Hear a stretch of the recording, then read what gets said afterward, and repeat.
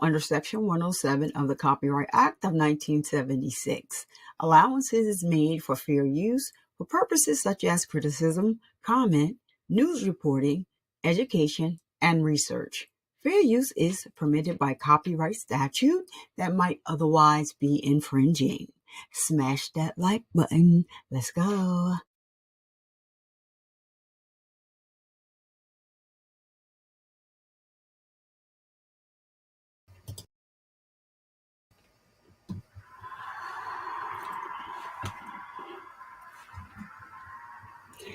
Hello, hello, hello, hello, hello. Let me get my music on here. Hey, what's up, good people? It's your favorite breast cancer survivor, Survivor Speaks, back with another live stream. So the case of Megan Boswell and her daughter Evelyn Boswell is one of the most heartbreaking and shocking true crime stories in recent history. How could a mother betray her own child in such a horrific way? So the long-awaited trial of Megan Boswell has officially begun in Sullivan County. Boswell stands accused of unaliving her 15-month-old daughter, Evelyn Boswell. This is such a tragedy, y'all. And I am starting a little late because I was doing a rewind of Chandler Halderson. So I'm going to do catch up, today and over the weekend. So Monday I will be ready to go live. When they go back live, we'll be all caught up. Yeah, this is a tragic story. She unalived her daughter, 15-month-old daughter, Evelyn Boswell, in December of 2019. So Evelyn was reported missing in December of 2019. I'm sorry, December of 2019. I'm sorry. Evelyn was reported missing, and she wasn't reported missing until February 2020. So she went missing December of 2019, but was not reported missing until February of 2020. This sparked a widespread search that ended tragically when her remains were discovered the following month. So that means March of 2020. Sad. I don't know what's going on in our world, what's going on with, the children being unalive and by their parent or parents, both or one.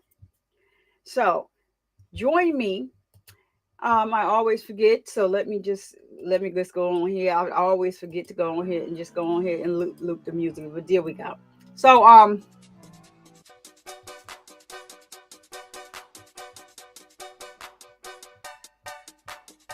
join me as we break down the latest updates from the courtroom, analyze key testimony, and discuss the evidence presented in this heartbreaking case.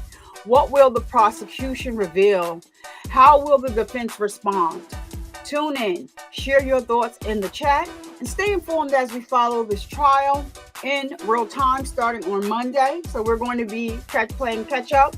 And on Monday, we're going to be in real time streaming live. So don't forget to like, subscribe, and hit the notification bell for ongoing coverage, so you'll know when I'll be going live or uploading a video. This Friday has been jam-packed with so many different cases. In the Diamante Kendrick case, so the prosecution withdrew their motion to revoke his probation.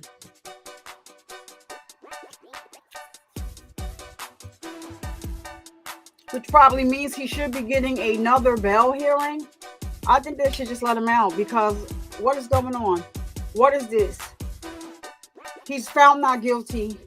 He's still incarcerated because of this probation violation.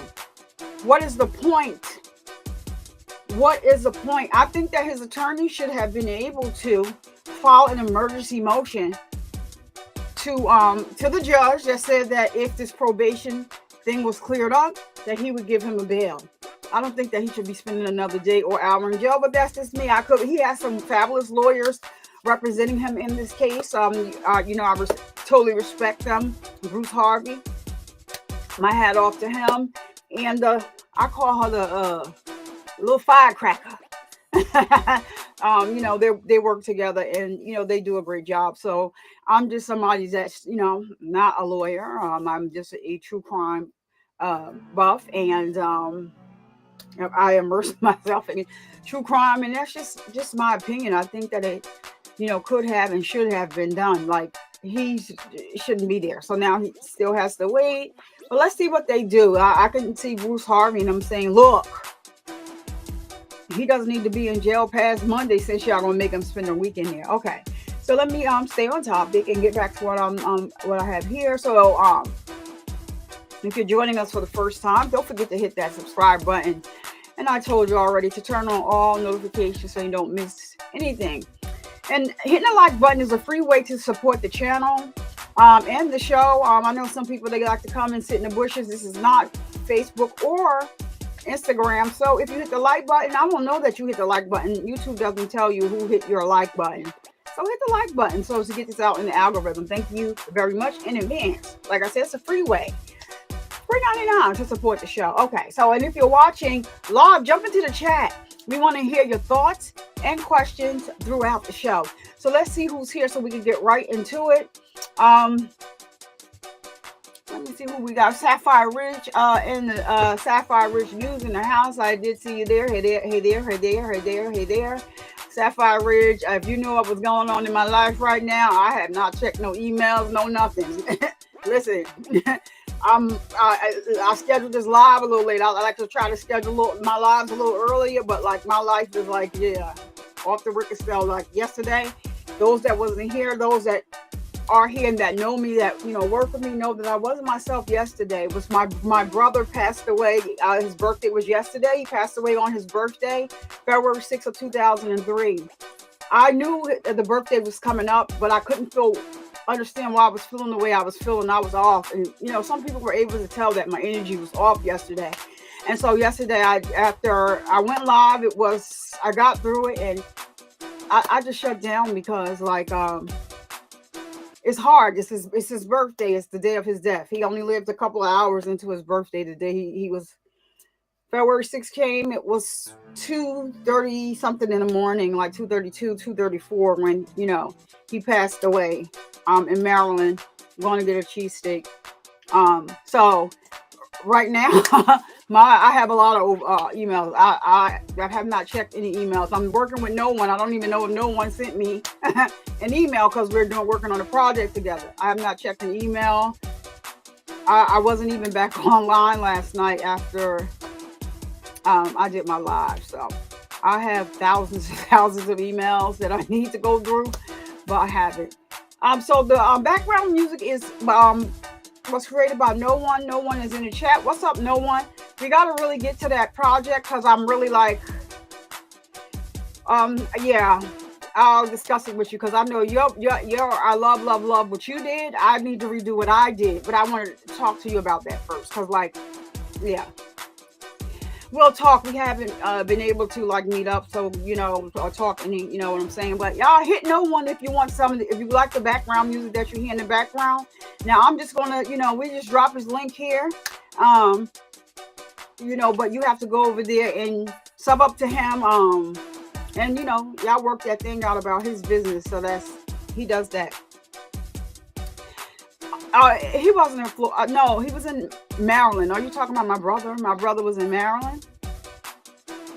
He was in Maryland. I don't know, Florida. Are you talking about? Yeah, my brother was in Maryland. He was in Florida. If I said Florida, excuse me. He was in Florida. He left Florida. Was in Maryland. The thing is, I think he was trying to get to my uncle. My uncle lives in Columbia, Maryland, but he stopped off to see this older lady that he calls his aunt. She was like a mother to him, so he went to get a cheesesteak in between going to my uncle, and that's what happened. So I'm not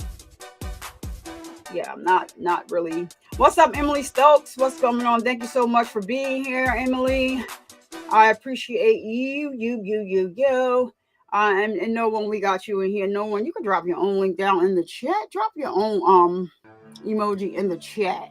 So I know a lot of people are still at the ASAP Rocky trial, and but the show must go on over here. Um, I have to keep going. Even when I don't feel good, this YouTube channel, because if not, things fall off. So I was very interested in this case. She's such a cutie. If you see my thumbnail, like it's very hard. It's sickening and sad. So we're going to go. I'll jump right into it because I know Flesh is going live at 9 p.m. Eastern Standard Time. So I get people probably want to go over there and watch the rewind of the ASAP Rocky trial today. I was in the bushes watching. I hopped out for a minute. Hopped out for a little minute and over at Cats, and so I'll probably hop in there a little bit on Fleshes later, but I probably won't be there long. Like I said, like I'm just not feeling myself, but I am. Check out this is one of my hats from my merch shop. This is my profile picture. This is me on all of these pictures. I animated portion of my modeling portfolio, so not all of it, but a portion of it. So every now and then I may decide to animate some more of it, like and make autographs and pictures you see, with the exception of Mini Viver, Hood Viver, and they're not me, but all of my profile pictures, my outro, the picture on there, that's me. I just animated like pictures from my portfolio. So won't be doing that, and the modeling is over for me. I can't do it no more. So Tack Clouds is in the house. Tack, drop some clouds down in the chat for Tack Clouds. Thank you for being here. So we're going to get right into it. We're going to go. We're starting from the opening statement because I have not watched anything. So I'm going to be live today, probably tomorrow and Sunday, so that we can catch up, because Monday we're going to be live. I think they're on day 3, and now they're going to be starting day 4 on Monday, and we're going to be live streaming it, or I'm going to be live streaming it right here. Then, so, all right, so let's get it right over here. Let me turn this music down. Don't want to just be like, I don't know, y'all see me bopping my head. It's because I still got the music going in the background, and I can hear it. You might not be able to hear, but I can hear it, and every now and then I'm just like, don't pay me no mind. It's just the music is in my ear. And let's go. All right. So this is the opening statement. We're going to be starting with the defense's opening statement. This case is like deja vu. From what I read, I do read or up on the cases. If I don't have if I'm watching it with you, I'll read up on the case. And this is like Casey Anthony all over again. Like, it's just like, I just don't know what's going on in the world with, why are people like just, unaliving your children? You don't have to do that. If you have a child and you feel overwhelmed, you feel like you can't take care of the child. Who cares what anybody says? Who cares what anybody in your family says? Take your child to the hospital. They made it a safe space so you can drop your children off if you can't take care of them. There are families out there that cannot have children. They will be glad to take your children. I'm sure somebody in your family would have been glad to take your child. And from what I'm reading and some little things that I've just saw here and there, but I just tried. I didn't watch it because I wanted to watch it with you. I see the father was on the stand and he looked like he was having a very hard time. So you could have given this beautiful baby to her father, because I'm pretty sure that that's what it is. And from what I understand, she took them down the rabbit hole, story after story, like lie after she concocted lie after lie, and she pled not guilty. Of course, we don't care about them tears. Dry them up, because we crying for Evelyn. Okay. 15 months old. I don't understand. I don't understand. My daughter, sometimes I want my daughter, I can't even bring my daughter to that. I'm a parent that, like, I guess I started the soft parent era a long time ago because I don't beat my children. I think that's slave mentality. That's just me. If I yell at my daughter, she cries like she just got the whooping of her life or something. So I never had to do that. And my son, he wasn't like that. So, and I just don't believe. It's just me. I don't believe in it. People like, oh, your grandmother and your I don't care about none of that. That's them. I'm not doing it here. I don't have to do it here. I don't have to. You have to talk to your kids. Have a relationship with your kids. Like I said, if my voice goes up 1 or 2 octaves and I'm talking to my daughter, she's hard down crying. Laughing. But you're gonna have the people thinking that I just knocked your block off, so I didn't even touch you. So yeah. I guess soft parenting, that's me. All right, let's get into it, y'all. Because this is a mess here. I don't understand it. I'm having a hard time with this, but. Good morning. We jumping right into opening statements. Today we're going to talk about Evelyn Boswell for a few minutes. Doing all that other stuff. In 2019, Evelyn Boswell was a bright, growing little girl, full of life, healthy, learning to walk, Jessie. learning to talk, doing all the things that a 12-month-old child would do. Which means today, 5 years later, Evelyn Boswell would be 6 years old. Oh, you did? She would be possibly I don't know what part of Florida. Learning to read, maybe taking her first ballet class or her first soccer game, learning to tie her shoes. All of the things that we think of that are firsts for 6-year-old children. But based upon the last 2 days of our jury selection, we all know that Evelyn Boswell is not going to do any of those things. We all know that all of that was taken away from her in December of 2019 by the defendant, Megan Boswell. And her life wasn't just cut short. It's not just a tragedy. Her life was violently ripped away from her. And we can all agree that it's a shock, it's a tragedy when a child dies. It's upsetting. It upsets all of us.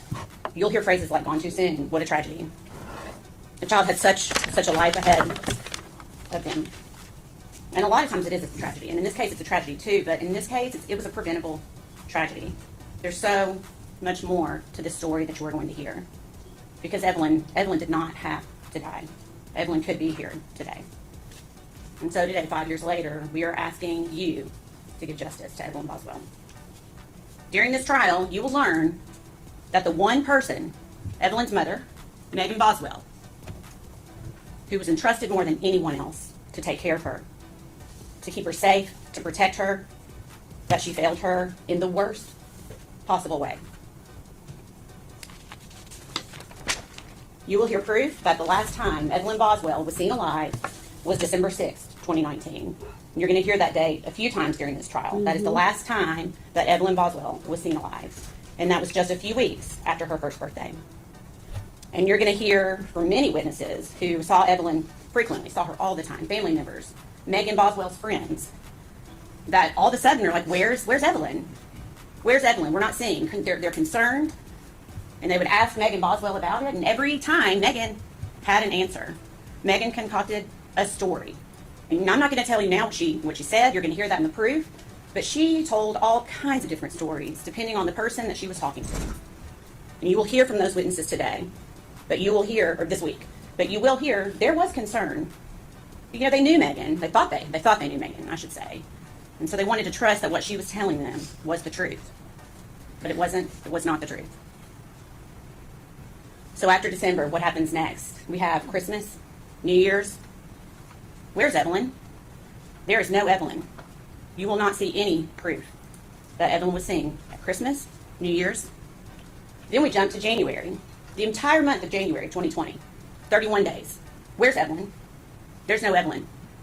People are really starting to get concerned, and Megan Boswell continues to concoct stories of where Evelyn is to try to help people make sense so she can keep this going. The entire month, February 2020. Where's Evelyn? Again, at this point, family is really starting to get concerned that they have not seen Evelyn. And they're asking questions. Months pass We're not talking about weeks. We are talking about over 2.5 months that Evelyn Boswell is missing. The defendant is not even just canceling her well visits. She's no-showing. She's just not showing up because she knows where Evelyn is. But again, even to the pediatrician's office, she has to concoct a story about forgetting the appointment maybe, or I got my days mixed up. Always a story. Always a story.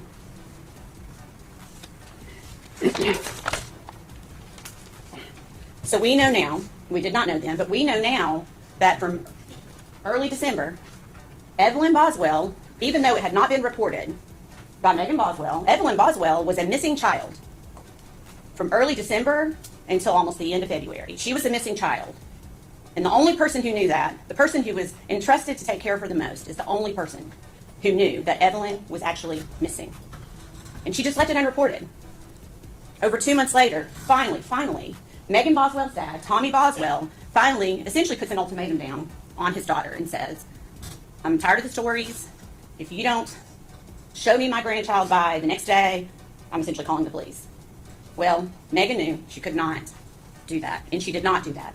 And Tommy Boswell finally was the one to report Evelyn missing on February 18th of 2020. Finally, law enforcement gets involved, the Tennessee Bureau of Investigation gets involved, the FBI gets involved, all hands on deck to find this missing child. She's finally reported missing. But it's important to note that it was not Megan Boswell that reported her child missing. Megan Boswell never reported her child missing. So you're going to hear from December of 2019 until February of 2020, when it's finally reported, that the defendant's biggest believable story, that really is probably what kept the family from reporting earlier, is she was saying that Evelyn was with her father, Ethan Perry. And you'll hear a lot about Ethan Perry, and you'll get to hear from Ethan Perry yourselves. Ethan Perry is actually not Evelyn's father, but Megan led them to believe that he was the father. And everyone, for all purposes, also believed Ethan Perry was the father. So to the family, they're like, well, that's good. He's stepping up. The father's stepping up. That's good. We're proud of him. And that is the story that Megan Boswell told mostly to her family, to her friends. You were going to hear a lot of testimony about her just telling everyone that Ethan Perry has gotten Evelyn. First, you'll hear that they're trading weeks, but it doesn't make sense because people are still not seeing Evelyn. So then Megan took it one step further, where he took her to court and got emergency custody, blaming her for something. And again, not true. There was never court. There were no documents. Juvenile court was never involved. It was just another story that Megan Boswell was telling because she knew where Evelyn was, and she had to keep perpetuating this lie. She is wonderful. Interestingly enough, she didn't think it through completely because Ethan Perry at the time was in the Army in Louisiana. He lived in barracks, and I think we all understand and know that in the barracks, there's not going to be a toddler running around. But Megan Boswell, in perpetuating that story, she didn't care. She got the entire Army involved in this to go investigate this poor guy who was trying to serve our country in Louisiana. Pulling him out of his duty, I can't imagine the chaos that caused, all because Megan Boswell wanted to perpetuate this lie.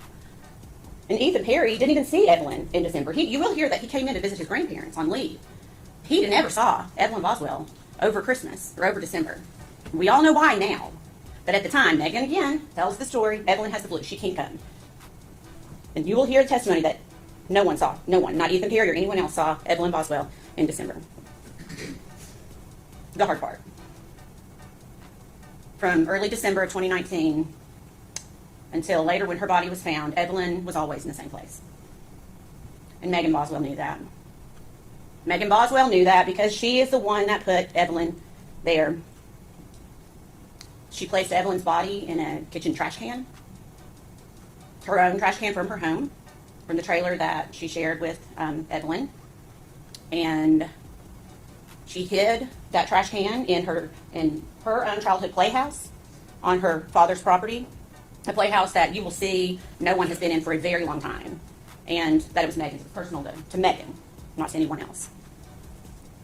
And you're going to hear that Evelyn was put into the trash can upside down, is the best way to describe it, head down, in a bag of trash, filled with food debris, broken eggs, her body just placed in there by the defendant. Oh my gosh. You will see that there was a blanket tightly wrapped around Evelyn's body, pulled up over her face, and quite a bit of aluminum foil then wrapped around her head. What? The blanket completely covering her face, the foil completely covering her head. Upside down in a trash can, still in her purple fleece onesie and diaper. And as terrible as it is to say, you are going to hear that she just wasn't placed in the trash can, but then another trash bag was placed on top of her. And that trash bag was shoved down into the trash can, compressing Evelyn into the trash can. That's what we're dealing with today. And you're going to hear proof that directly links only one person to this crime, this horrendous crime. You are going to hear that the only person linked to this crime is sitting at this table right here. You're going to hear it from many witnesses. You're going to hear all of the stories that she concocted, the lies that she told, and you're going to hear forensic evidence that links the defendant, Megan Boswell, and only the defendant, Megan Boswell, to this crime. One step further. This entire time, Evelyn is decaying, decomposing in this trash can, again, upside down and compressed. What is Megan Boswell doing? Is she mourning her child? Is she worried? Is she scared? What is she doing? What would a mother be doing? Well, it's not what Megan Boswell was doing. And you're going to hear that because Megan Boswell got a new boyfriend, and it conveniently happened at pretty much exactly the same time that Evelyn disappears. When no one sees Evelyn again, Megan Boswell has decided she's just going to, Evelyn just out of the head, and she's moving on with her life. And she is living her best life, and you will hear that. She has this new boyfriend who has money, or at least she thinks he has money, and she's going to have a better life for herself. Not her child, but for herself. You will hear that she takes trips. She's clearly falling in love.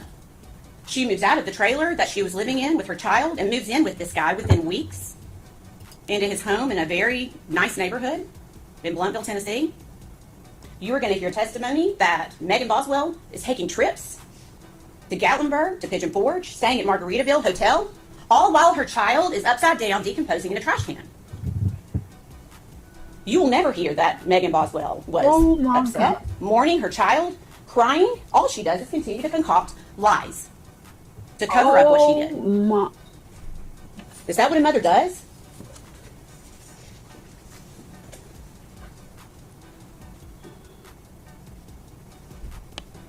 So you will hear that when Tommy Boswell reports, it's essentially all hands on deck with law enforcement.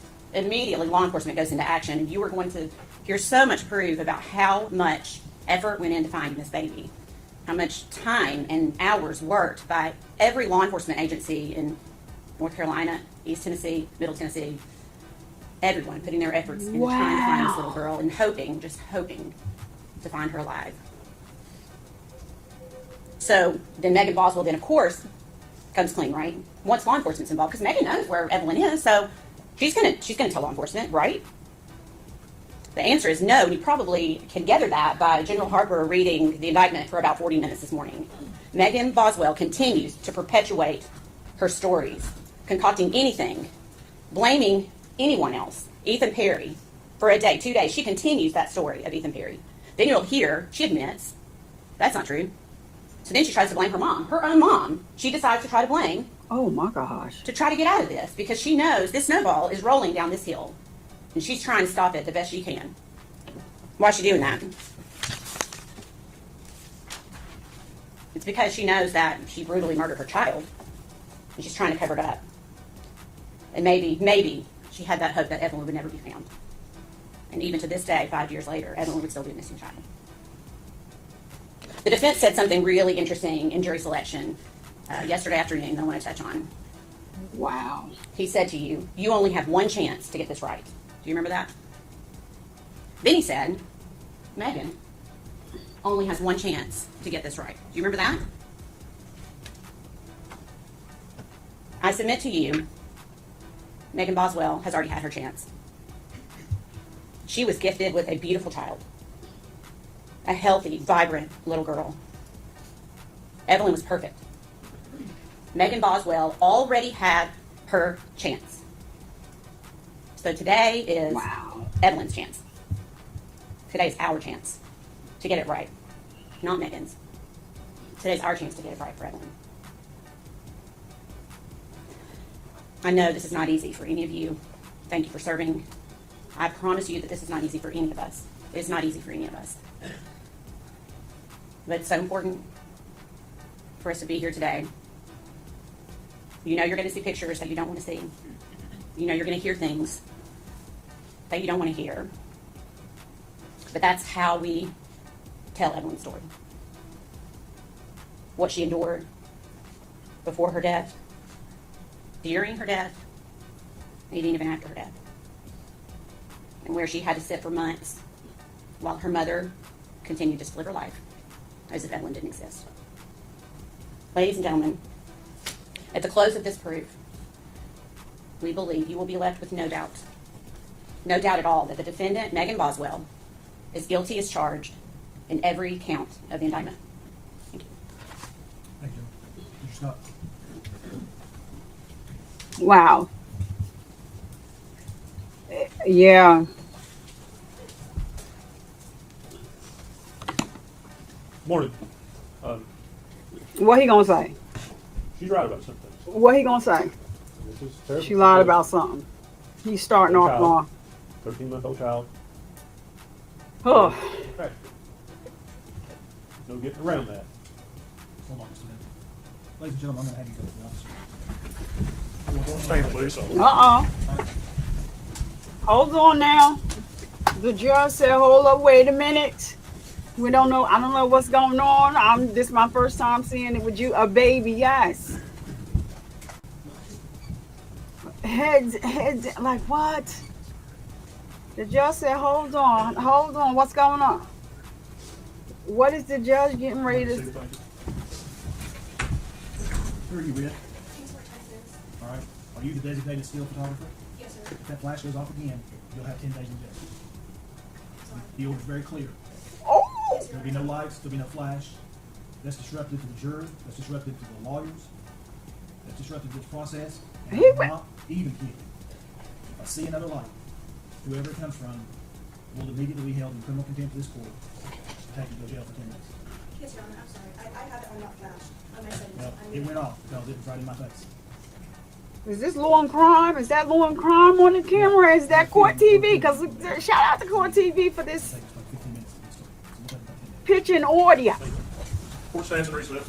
All right, now this judge is not playing. Listen, this is a serious situation. Listen, he said don't come in his courtroom with that nonsense. You supposed to have the flash off. Now don't play. Don't play. You getting ready to go to jail behind taking a picture. Let me see if anybody else stepped up in. But Jazzy T stepped up in here right after I had closed it down. Thank you so much, girl, for your kind words. Yesterday, Jazzy T already knew. She knew that I knew something was off with you. I knew something was off with you. Yeah. And that's what it was, and I'm still, it don't just, every year it's different. Every year it gets harder. Like it's, it seems like it gets easier, but it gets harder. My brother could sing his face off. I mean, he in the talent show and everybody in the, in the audience crying, hard down crying because, he used to sing his face off. So my only brother on my mother's side, my mother's only son. And so it was 4 of us, 1 boy and 3 girls, and I'm the baby. So it's like you never miss a brother's love until, or his aggravation, like, cause, oh boy, he used to aggravate me. But I hope he not up there telling the good Lord that, he was picking at me one day, y'all. I'm fast forwarding to when they come back in the court. He was picking at me one day, y'all, and your girl, like, he had me all wrapped up and tied up, and I had busted his whole nose. I thought he was going to, expire, but he came through. He was like, Mom, why did you put it in the karate classes? No, leave me alone. Leave me alone. Okay? Tried out some new moves on you, didn't I? But he had to go to the hospital and everything. They called an ambulance and everything. I thought I was going to jail. He was huge, but I miss my brother. He was a comedian.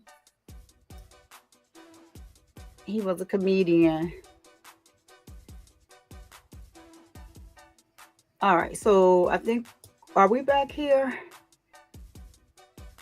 Still saying the court is on a short break. All right, we're back right here. Oh yeah, let me put my trigger warning back up. Well, I don't know what the defense already getting on my nerve. Oh, you know she made a mistake. What did he say? I don't know. I don't forgot. God daggone! Don't come up here making no excuses for her. That daggone baby, beautiful little girl. She's so cute. I don't understand it. Let me get this trigger warning my little thing back up here so y'all. Because there's a trigger warning going on up in here. I got it pinned up in the chat, but we need to pin it again. I wasn't ready for that. I just gotta believe you about to begin your. I wasn't ready. I wasn't. I don't Lord. really know where I was at. You sort of. Oh, I was. that was the first line. I don't really know where I was at, but when I Yes, we are, Jess. Jess. She's right about a lot of things. Oh, thank you. I mean, there's not a person in this courtroom that you're discussing a dead child. Not nobody. Not you all, not me. But How do you I ask you to how you go convict on Megan living your Boswell life, sir? How do you go on living your life, of sir? first degree murder? Oh, I'm on the wrong screen. It's That's very why I interesting can't what put they've done. They've asked you to convict Megan Boswell of first degree murder, Yeah, I'm trying to murder put in the- 3 different ways. And They've I'm asked like, you why is to he not find that it's a going? premeditated and intentional killing of her child. And then they're asking you to find Thank you. that it's a murder that It's is rough, girl. perpetrated as It's part of rough. child abuse. Rough. And then they're saying, well, if it's not that, surely it's because of child neglect. Yes. That's a problem. The state's theory is reasonable doubt in and of itself. They don't know what happened. They don't know how that child died, and they can't prove how that child died. I expect you'll hear from a couple of different medical examiners who come to somewhat the same conclusion, but one medical examiner, I think you'll hear from her, and she's went to, she has a very interesting theory. Really? But I would suggest to you that her theory is flawed. I don't like him Her already. study is flawed. Just like yesterday I was talking about the board hour, I think I asked a couple of you about the It's scientific too method. early. And if you put in incorrect data, would you get incorrect results? You will, if it's data significance. The state asks you, I anticipate this medical examiner, based on her testimony in another hearing, is going to say that this child was alive when it was placed in the trash can. But then again, the state says Megan's guilty of abuse of a corpse. Those theories are not consistent. They're not consistent with this. What the state hasn't talked to me Why about is the it not possibility, consistent? What She if this was- was accidental? What if Megan or Hunter Woods rolled over on that child in the bed? And put in the I find it trash. unreasonable, honestly. I find it unreasonable that you roll over on your child in the bed and you don't call 911. I'm 49 years old. I practiced law for close to 25 years. Sir, Ms. Harper talked about yesterday how your life experiences are different. Well, mine are certainly different than Megan's. When this child died, she was 18 years old. Now, you heard about what a great father Tommy Boswell was and how involved he was. What you didn't hear is Megan had that child because while she was in foster care. That's how involved Tommy Boswell was. She was in foster care when she had the child. oh, so I think you'll hear a lot in this trial about how she came up. And I like to tell people, and I do tell people, I've never had a hard day in my life. I've never went hungry. I've never not had a place to live. I've never fought a war, and I've never lost a child. And I can't put myself in the position of someone who has lost a child. But that's what I'm going to ask you to do. Put yourself in Megan Boswell's position. She's 18 years old. She's got an older boyfriend. We expect the proof will be that he tells her, don't involve me with this. I don't want to be involved. Because they're scared they're going to get charged with something. That's going to be the proof in this case. And so my reaction and your reaction would be different. what? I would certainly call 911. But I'm not 18 years old. And sometimes I think back to myself and say, I would have called 911 at 18 years old. And I probably would. But I know a lot of people at 18 years old that wouldn't. Their life experience is different. Their maturity is different. If any of you have kids, some of you probably know that.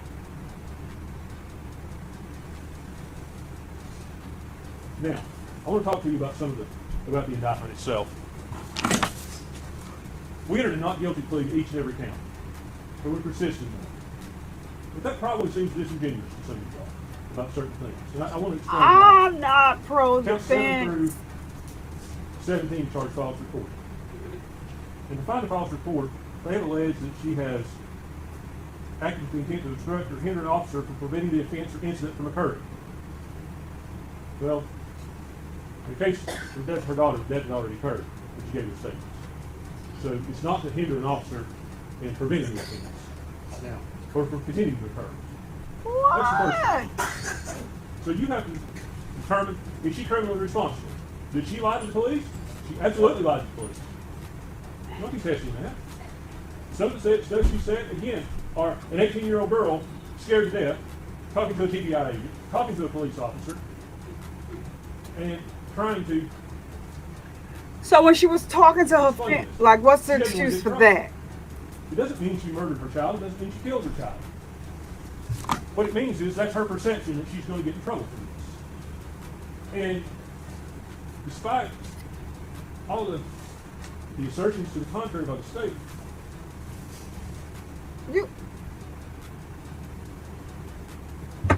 this is a trial. Now, I want to choose my words carefully. Ms. Matthew talks about Evelyn. How to get this right for Evelyn. Get justice for Evelyn. Now, I want you to hear me out before you judge my statement. Yeah, because you already know. Because yes. Not a thing. The child is gone. Your job here today, and in the coming days and weeks, is to decide whether Megan's actions are criminal or whether they're not criminal.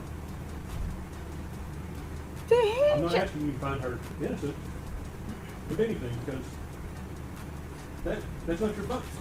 Your job is to determine whether the state can prove beyond a reasonable doubt and to a moral certainty that she committed each and every element of the offenses charged. And all right, your theories are absolutely inconsistent. Premeditated murder? Oh, well, if we can't prove that, maybe we'll get her by neglect. And I would suggest to you that the investigation into this case, once it focused on Megan Boswell, it focused on Megan Boswell. You'll see what little investigation there was into Hunter Wood, the boyfriend that they talked about. It's like he's out of the picture. It's just Megan's secrets. But we expect the proof will show you that he was involved with it, that he placed that baby there, that he had access to that property, that he'd been a lifelong friend of Megan's brother, Tommy Boswell Jr., who goes by Mike. He knew where that stuff was.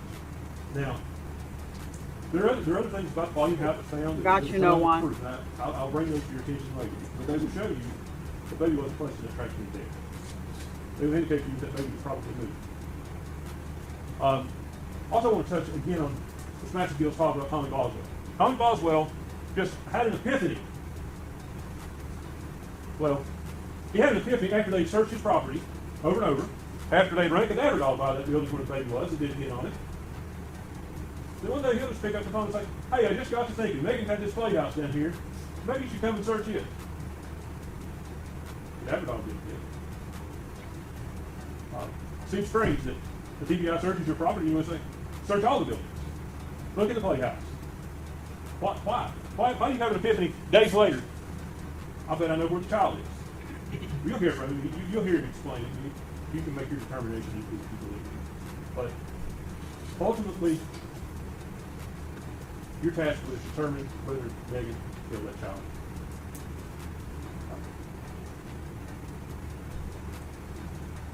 The child could have died of sudden death syndrome, some upper range of sudden death syndrome, who was still there. And that child, I think that child's date of birth is middle of November. So when we say a 13-month-old child, the child was barely 13 months. It could have died from that. It could have died from somewhere around the ocean, as they believe. Just Megan. And certainly, disposing of that body the way we disposed of it is not excusable. It doesn't excuse anything. It doesn't make it right. It doesn't mean she's wrong. It doesn't mean that. I want to talk to you about the last count that we played not guilty to on abuse or failure to report a suspicious death. And as indicted,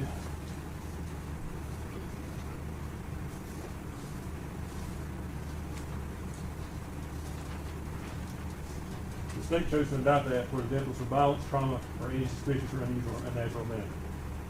Now, I can't deny she didn't report it. She did report it. There's no denying that. But what I would tell you is what that indictment leaves out is a key part of that statute. And had it included that, I would have pled guilty, had her plead guilty to that. And that talks about where the unexpected death of a child is good health, or sudden death sentence. Had that been included, she would have said, I'm guilty of that, I did that. But it's not included because the indictment wants to make it that she committed a violent offense against the child. Lying to the police, improper disposal of the body, or whatever part she played in that, doesn't mean she murdered the child. It means she was an 18-year-old girl with cancer. That's what you have to think about when you hear this proof. That's all I've got to say to you. I thank you for your kind attention. I know I probably cross-examined you a lot of it fairly hard the other day. I mean no disrespect by that. I just want you to know the jury selection process. I did that because we have to have jurors that, make sure that you can be a good juror. That's the only reason. I mean, absolutely no disrespect. If I'm part of I apologize for that, but I don't apologize for saying nothing. Thank you, sir. You don't think we're good? So I'm all for the prosecutor, having the burden of proving their case beyond a reasonable doubt. I'm all for that. But I'm not for all the excuses being made. And I understand, the defense, all he was doing was raising reasonable doubt. And some of these defense attorneys, they get up here and they say things that are just crazy.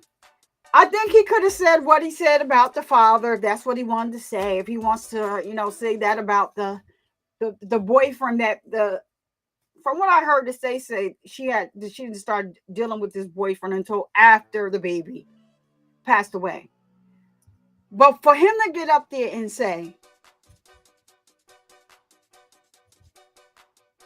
I'm going to throw out this caveat before I make this horrible statement. Justice for Emily. She's gone now. What? That's why I have a big problem with that. Because you didn't have to say all that. Oh, everybody's saying justice for Emily. And let me throw this caveat before I say, this part. Well, she's gone now. Sir,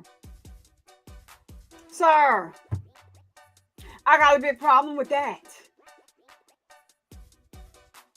And I got a big problem with all of the stories from what they're saying. Because like I said, this is my first time watching this with you. So I'm sitting here shocked. Why all of the stories? Because she was scared? 10 and 11-year-old children know to dial 911 when something is wrong. So her being 18 means nothing. It means nothing. And the fact that, okay, let's give her she was scared. Let's give her that. But every time, according to what they're saying, she started concocting all of these different stories. You got to sit down and think about that. All of these different stories. She in the army with the father? What?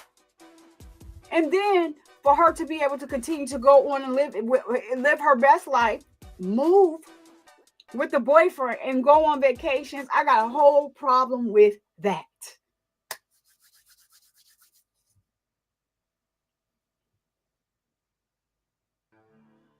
So the state does have the burden of to prove this case beyond a reasonable doubt. However, I'm just not going to shut my ears off to what I just heard in opening statements.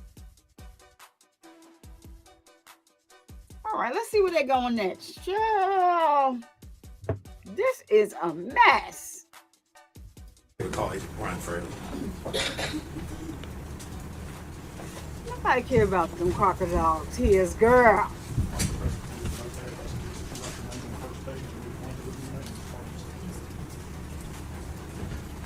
Make me lose my religion. I'm trying to make it in the pearly gates.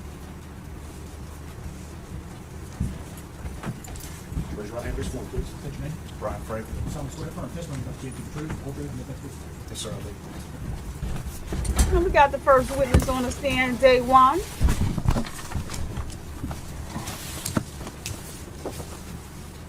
Good morning. Good morning, sir. If you would, introduce yourself to the jury, please. Good morning. My name is Brian Fraley. I'm a special agent with Tennessee Bureau of Investigation. Agent Fraley, how long have you been with the You're Tennessee Bureau of disgusting. Investigation? 19 years. All right. What is your current position or assignment there? Senior special agent at the Johnson City office, assigned to the Criminal Investigation Division.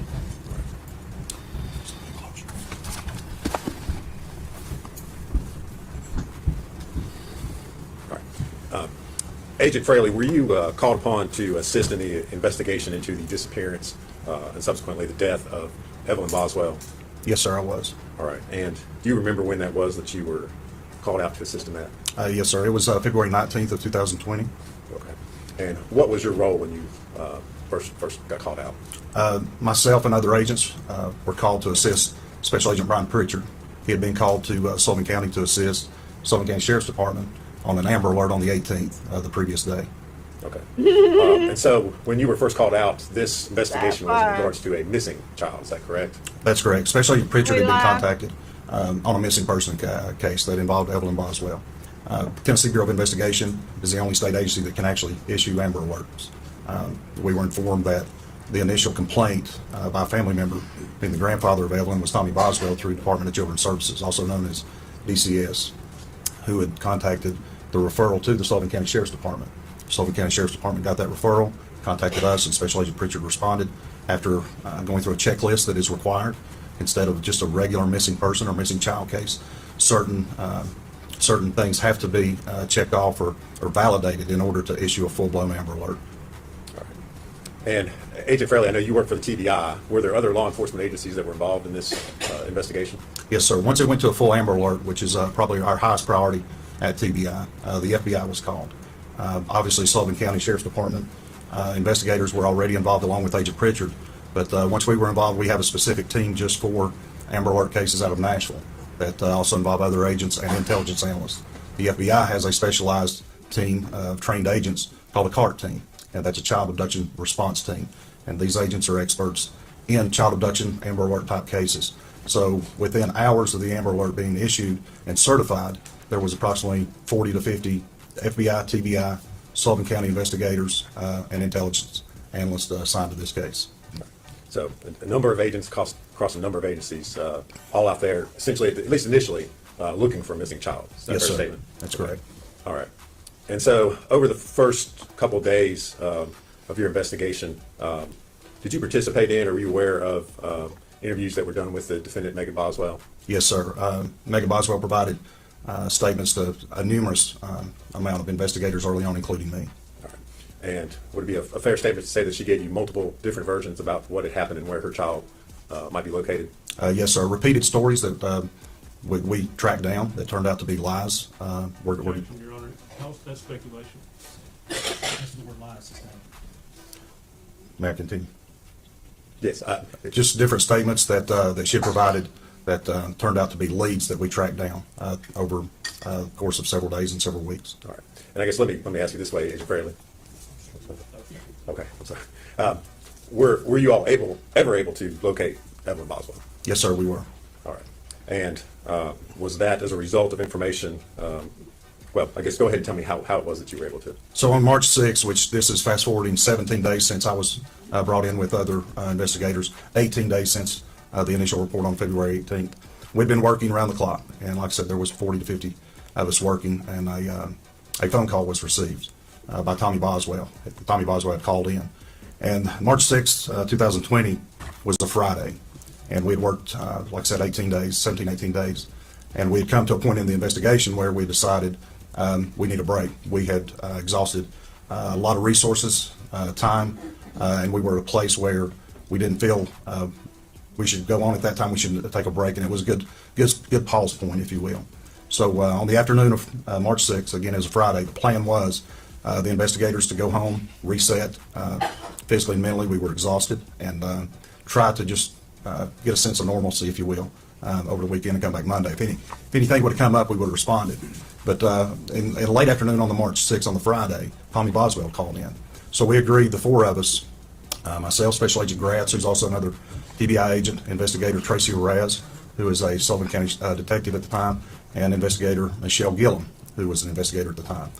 We'd been working together for those weeks. We decided, let me back up, Mr. Boswell reported that he wasn't sure if there was a storage. Objection is what Mr. Boswell says. Well, Judge, I'm not offering for the.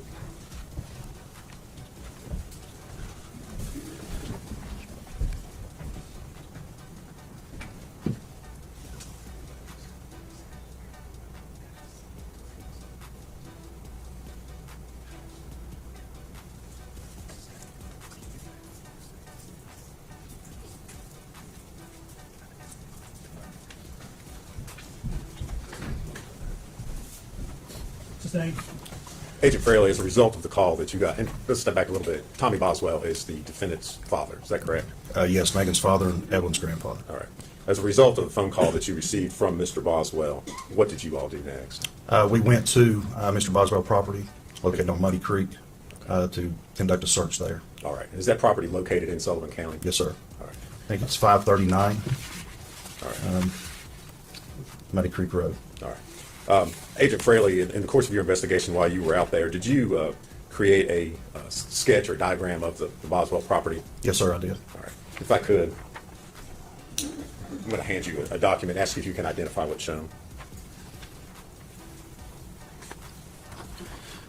Excuse me. This is a hand-drawn document. It's a sketch of like an aerial view of the property there at Mr. Boswell's at 539 Muddy Creek Road, Bluntville, Tennessee. All right. And does that diagram accurately show the layout or the placements of various sheds, outbuildings, trailers, roadways there on the property? Yes, sir, it does. All right. Judge, we would move to make that exhibit number 6. Any objection? No, sir. Before we get to it. And if we could, I'd like to publish that to the jury.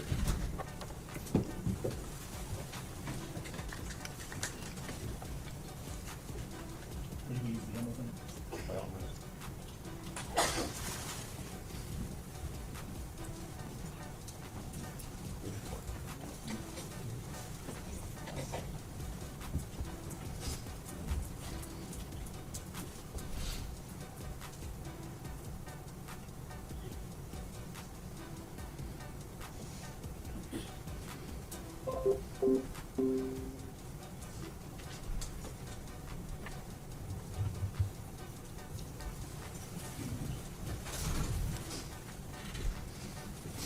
Judge, Agent Fraley may need to step down on the. I'm needing him to step down. Got it. The witness. I don't know if you can. If I can hand him a laser pointer. He needs to, that's fine. As long as we can pick him up on. I can see that. Can you from- see it okay yes, from there? sir. I didn't know if you would be able to. All right. Are you okay from? Yes, sir. I can see that, and I have it in front of me as well Okay. on my screen. All right.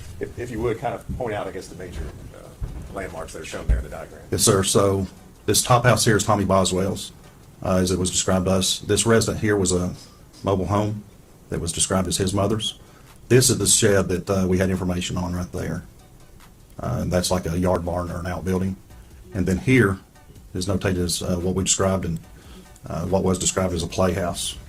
I don't know how. Hold on a second. It's like you lost your speed.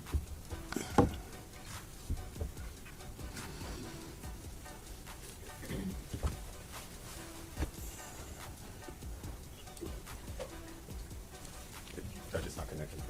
You want to speak? I was going to say, if you'll just hand me the. You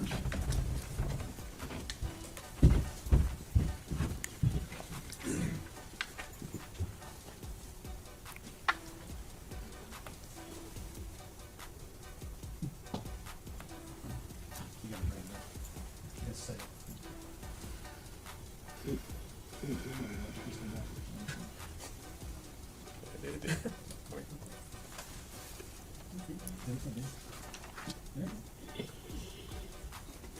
You need me to disconnect the laptop, Judge? I can change it. Okay.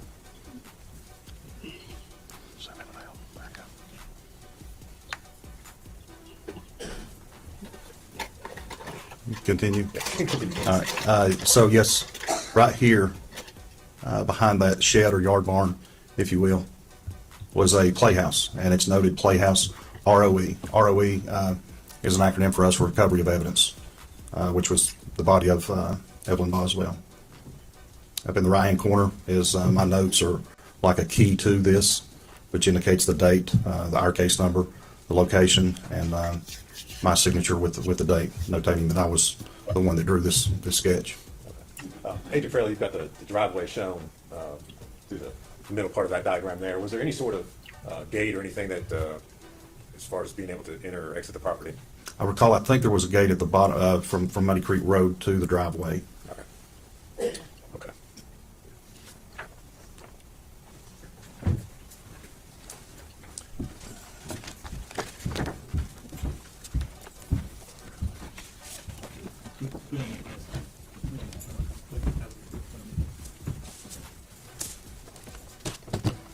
Now, Agent Fraley, you identified an outbuilding that was there on the property. You had said that's where you went first. That's correct. Okay. And I guess tell us what you found or what you observed when you went to that outbuilding. What was found there were multiple boxes of belongings of Megan Boswell that contained a variety of items specific to a young child. I recall there were clothing items, diapers, medicines, toys, those kind of things were the most common thing in those boxes.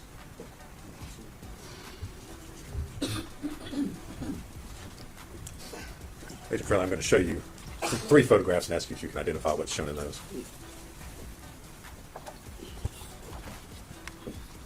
And so the first one is the yard barn or shed that was described and depicted in the sketch. The home there to the right was, our understanding, Tommy's mother. The second, that's the first one. The second one is the same yard barn or shed, except in this one it has a picture of the what we were describing as a playhouse behind it. And then the third and final one is a closer photograph of the yard barn or shed with those items I just described. And those photos accurately show how that shed or outbuilding looked when you arrived there on March the 6th, 2020. Yes, sir, it does. Judge, we would move to make those the next exhibits, which I think are 7, 8, and 9. Objection? Yes, sir. Would you feel with it? How do you want to display those? Well, I'll take another Shot. shot at trying to use the laptop.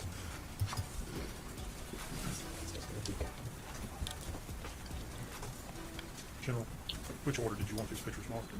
Whatever. I want them the way it's described. First one, the red barn, the home. The second one's the red barn with the playhouse behind it. Third one's the close up to the red barn.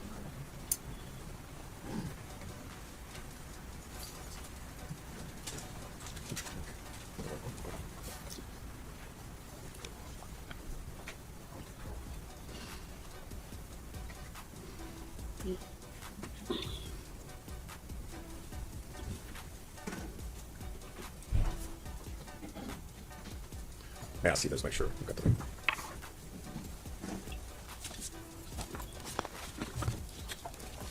All right, Agent Fraley, I've got up on the screen what's been introduced as Exhibit 7. If you would tell the jury what they're Is looking at. that So this is the yard barn or shed that I was describing. This was the home that was described to us as Tommy Boswell's mother, and then the items there that you can see with the open door inside of the shed or yard barn. And next is Exhibit 8. Yes, sir. Again, the yard barn with the door open, showing those items described. And this building here behind the yard barn is what I described and is notated on my sketch as the playhouse where Evelyn's body was recovered. Next, Exhibit 9. Yeah, again, that's just a closer photograph of the yard barn or shed with those items I described placed inside there.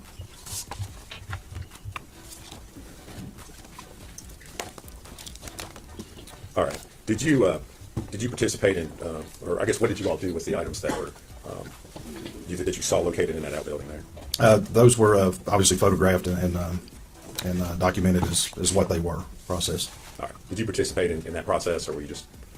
Yeah, I think primarily the two inside there actually searching, going through the items was Special Agent David Gratz and Investigator Tracy Arras. Okay. Was that the end of your investigation, what you did there on the No, property? no, sir, it was not. Okay, what did you all do next? So we continued looking and led us to look inside the playhouse. And we searched it. And what did you find, if anything, upon looking in the playhouse? There were, once the door was opened, right inside the door, as the opening of the door, was a trash can, like a tall kitchen model, common trash can, and 2 bags of trash beside of it. Oh. 2 more things of trash. Wow.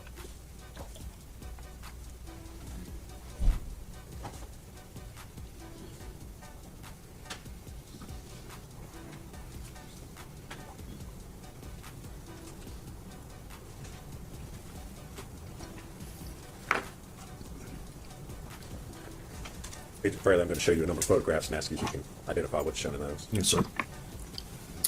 I hope they don't show the garbage The first can. one I'm reviewing is a I mean, they can show the standalone garbage. picture of what I described as the playhouse. That was okay. The second one is a closer of the playhouse, a closer proximity with the door open. The third picture is the same thing with the door open. Third one is a closer photograph with the door open. It does depict. The third one depicts the trash can with the bags of trash, as does the second one depicting the trash can. The first one, the door was closed. The next one depicting an open door with the trash bags and the trash can. The next one, assorted items that were inside the playhouse, and they appeared at that time. They had been there longer than the trash can and trash bags. Again, picture from outside the playhouse looking in where the trash bag or the trash can was. And it's a closer picture that depicts a black trash bag in the top portion of the trash can. The next one is a picture of an area inside the playhouse that had this assorted items there that again appeared to be there for some time with dust and cobwebs on them. Next picture is another picture from right at the doorway. Again, the trash can, the trash bags. Again, another picture of the trash can with the trash bag, the trash bags. There's other items around these. I keep talking about the trash bags and the trash can because they were relevant to us because they looked like they had recently been put there. These other items had dust and cobwebs and looked like they'd been there for years, undisturbed. Wow. The last photograph I have is this is my hand in the picture. It's pulling back. It's over the trash can with what appeared to be a leg and a foot of a baby or a baby doll. It appeared at the time with the fleece blanket and the purple onesie, the clothing that had been described to us by Megan Boswell. Wow. When you made the observation that you made in you described in the last photograph, did you do anything else with the trash can prior to the medical examiner's office? No, sir. At that time, we didn't. We stopped what we were doing. We found we found Evelyn, and we made phone calls. We had called the DA's office, advising them that we'd found her. We've called our chain of command, our supervisors, and the medical examiner's office, along with forensic pathology out of Johnson City, and waited till all those personnel arrived. Okay. Agent Fraley, the photographs that you just described and identified, do they truly and accurately depict the scene as you saw it inside the Playhouse on March the 6th of 2020? Yes, sir, it does. Judge, we would move to introduce those as full exhibits at this time. No objection. The full exhibits don't have any work. I hope they blur the last picture out.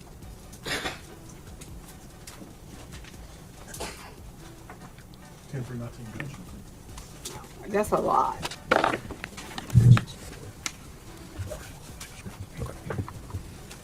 Judge, if I could, I'd like to publish those to the jury. All right. Agent Fraley, I'm going to start with Exhibit 10. Yes, sir. You would describe what the jury's looking at. That's a playhouse that was located behind the yard barn. And if we're looking at it that way, the outbuilding would be where? The outbuilding yard barn shed, as described, would be to the left. How To did the they left, miss that? out of the picture back this way from the yard barn, or from the playhouse. All right. And the door, as we're looking at it, that door was closed when you arrived. Yes, sir, that's how we found it. But you didn't Next, I'm going to show check you it. Exhibit 11. Same playhouse with the door open. And if you look inside the door right here, this white trash can is the trash can that I was describing as I was reviewing the photographs. As you opened the door, was anything disturbed or moved, or, I mean, did anything shift? No, sir. Nothing fell out onto, as you can see, there's a front porch there. It was opened, and it is as it's seen. Obviously, the trash can's kind of tilted the way it is there, and the other items throughout the playhouse. So the only difference between the prior photograph we looked at and this one is that you all have opened the door so that you could see inside. Is that correct? That's correct. Okay. Next, I'm going to show you Exhibit 12. Same, obviously, playhouse, just from a different angle. You can see the trash can there on the left, and those two, you can see the main portion of the one bag and partial portion, excuse me, of the second trash bag, two white trash bags there. Obviously, other items, the blue tote, the brown piece of furniture, and other items there. Now we're looking at Exhibit 13. Yeah, again, their playhouse, just a closer angle or closer. Please photograph don't show us that. right inside the door. You mentioned earlier that it looked like or appeared to you that some of the items had been there for quite a while, and that some of them did not. Yes, sir. Is there anything in that photograph that indicates that to you or that you can see? Yes, sir. So the trash can and the two bags appeared to me that they had been placed there recently. The other items, like I said, the blue tote, those other things, these right here, that cardboard box, these items back here on the shelf, they just look dated and like they've been undisturbed for quite some time because, again, they had dust and cobwebs located throughout the playhouse, except for that portion right there, right at the front door. Now show you Exhibit 14. Yes, sir.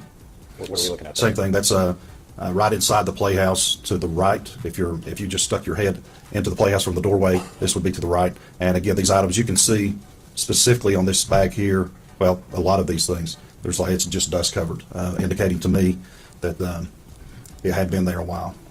Agent Fairley, actually, if you're looking at the lower right-hand corner of the photograph, is that the door frame right This there? is the right-hand door frame with the clasp for a lock. So yeah, again, like I said, if you were standing outside, just peering inside, that's kind of the angle or the view that's depicted in this photograph.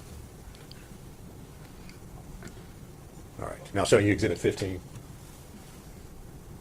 Yes, the trash can again, this is taken from outside the doorway. This is me here. So the photograph depicts me, and then inside here, and the trash can with the black trash bag unraveled at that point. Had the trash bag been pulled up out of the trash can, or was that Just kind of like the top was opened. All right. The trash bag remained in the trash can, but the top was opened.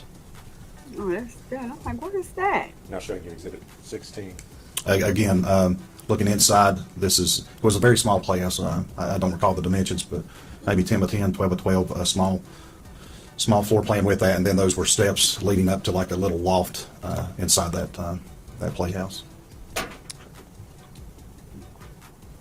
Again, This is Exhibit 17. Yes, sir. Sorry, go ahead. Again, just another photograph of the trash can and the two bags. There's a keyboard there, a piece of furniture. Again, the blue tote. Just multiple pictures of kind of like the same thing, same angle, same point of view. Just multiple pictures of that. Again, the trash can again. This is Exhibit 18. Yes, sir. Sorry. Again, the trash can with the black trash bag inside the trash can. Blue tote, other items there inside the playhouse. Agent Fairley, there appears to be something on the inside of the white trash can. Were you able to? Right there. Right there. Okay. What is that we're seeing or looking at? I can't see clearly what that is. I don't know if there's another piece of trash bag or. Okay. And Exhibit 19. Again, after this was that black trash bag portion had been pulled away, this was the next layer down inside the trash can, which contained Evelyn Boswell's body, clothed in a pink fleece onesie with penguins and a gray and white fleece blanket. All right. The portion of the body that you see there is her leg. Okay. Did you in any way disturb or move or do anything with the contents of the trash can? No, the glove in the top portion of that is my hand. Pulling that back to confirm and take a photograph. That was the only thing we disturbed, Okay. if you will, All right. to take the photograph. And then at that point we stopped and then made the appropriate phone calls to the medical examiner, forensic pathologist, our chain of command, and the DA's office. Okay. All right. Thank you. So what happened after you made those phone calls as far as the investigation was concerned? So after that, like I said, all these people arrived, and our concern is to process the evidence. We did so at the direction of the forensic pathologist. And so what decision was made was on that front porch of that playhouse, which was just right outside the doorway. was to place a body bag there on the front porch. Open, they unzip and they open. So we placed a body bag there, and I brought the trash can out, and we started removing the contents of the trash can onto the body bag that was opened. All right. And did you participate in that process with folks from the medical examiner's office? Yes, sir. It was Laura Parsons, who works with the forensic pathology, and Dr. Matrina Schmidt, who is the forensic pathologist there. And so you actually helped them and assisted them in removing the body from the trash can? Yes, sir. Like I said, the body bag was there, and I removed the contents and the body of Evelyn Boswell onto the body bag where we could start processing what was inside the trash can, which additional evidence was in addition to the body of Evelyn. And was this whole entire process photographed? Yes, sir, it was.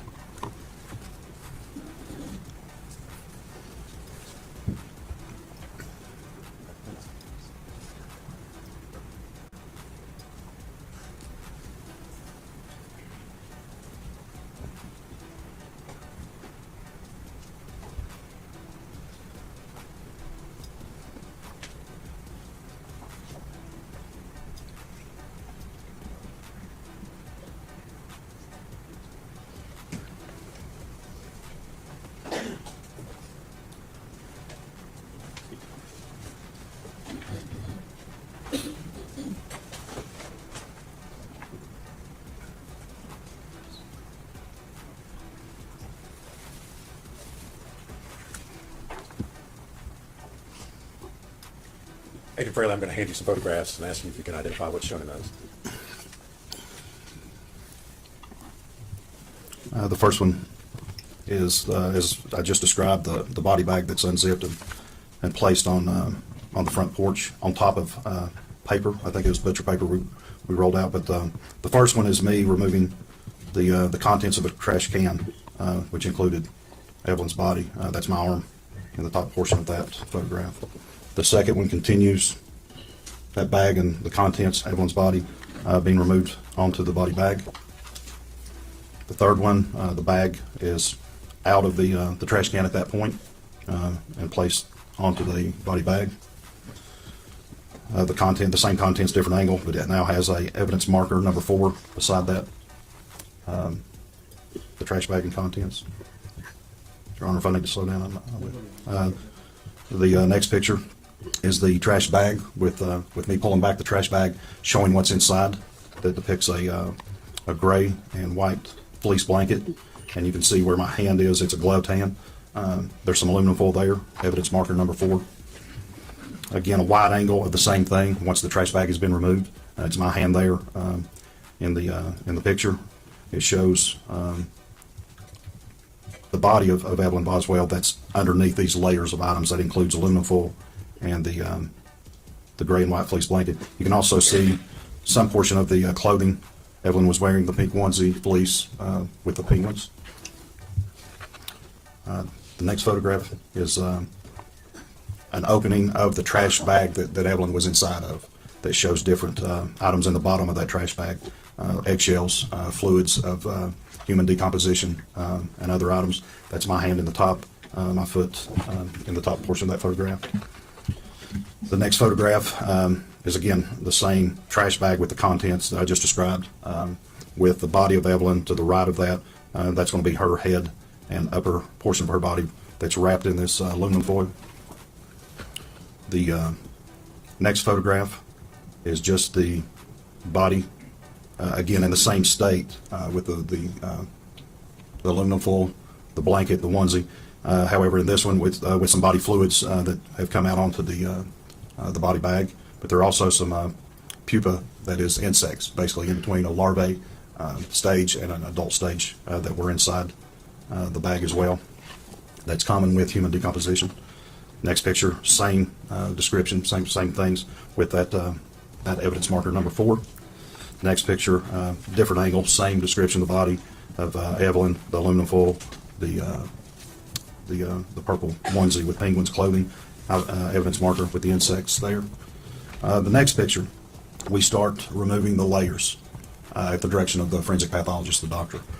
And this next picture is us removing the aluminum foil that was wrapped tightly around the head of Evelyn. and this is shows my hands and Laura Parsons' hands, who works there at the forensic pathologist office. Next picture, same thing. We're continuing to remove the aluminum foil from her head. So this is the first picture that shows the head of Evelyn and her upper torso, and her head is in a backward position, situated abnormally, where the body had been shoved, that we believe down into the bottom of the trash can. Next picture is same picture, body of Evelyn with the aluminum foil removed, showing advanced decomposition, some body fluids there lying on the body bag. The next picture is a same picture, the body of Evelyn wrapped in this this fleece blanket with the purple onesie, just a different angle on the body bag. Next picture, same thing, a different angle. And then the next picture is where, again, is describing how we're processing this, is removing it a layer at a time. So this is a picture depicting the first part of removing the fleece blanket from Evelyn's body. And then the next picture, it's a black and white photograph with the fleece blanket removed and just showing the body of Evelyn. Advanced decomposition, again, the pupa there, which was numerous of the insect activity.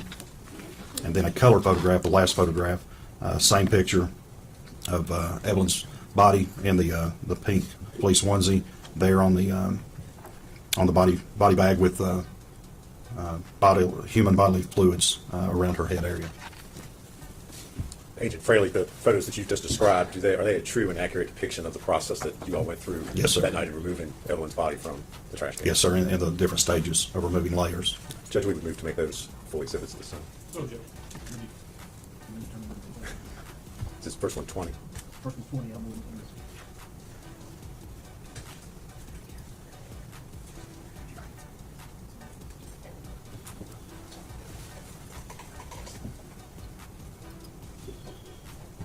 I'm going to be more serious about Yes. Well, counting. yes. Yes.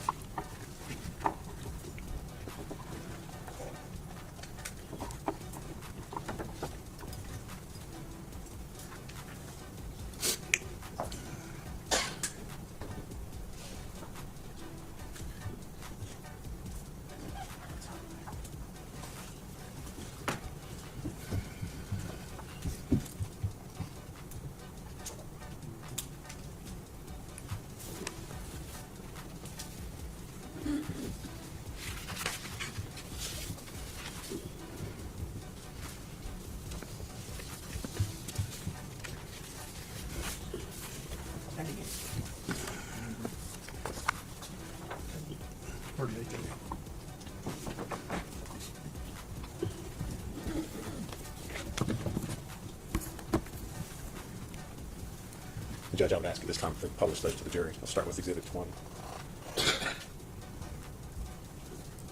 Agent Fraley, if you would describe for the jurors what they're seeing in this photograph. So this is after we removed the trash can from inside the playhouse. Like I said, this is my arm, and it's the first stage of removing the contents of that trash can that included the body of Evelyn. Next picture Now is looking at 21. okay. This next picture is again the continuing process where the bag is almost removed from the trash can that contained the same items. That's my hand there, and the top portion of that, Laura Parsons' hand here, who's from the forensic pathologist department. And now Exhibit 22. Again, my hand and arm here with the contents of what was inside the trash can, same contents, the bag with containing Evelyn's body. Exhibit 23. This is the bag removed and placed. This is the body bag I explained with the evidence marker with me here in the background. And at this point in time, the bag has been completely removed from the trash can. Yes, sir, it has. Now showing you Exhibit 24. Yes, sir.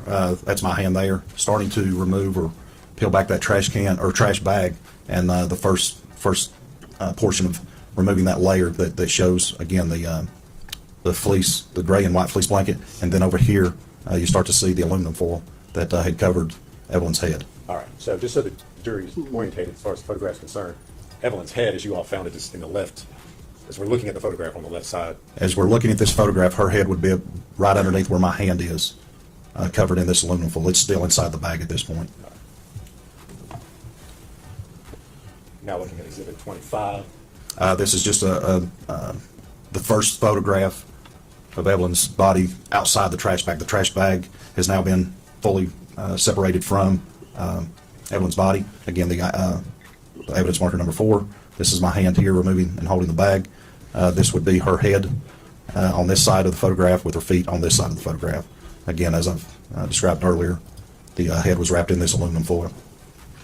And just so we're clear for the record, when you're describing the head, that's, as we're looking at the photograph, that's on the left side. Yes, sir, on the left. If you can see that pointer, that's where that's at, but facing that that photograph, the head's on the left-hand side, the feet on the right-hand side.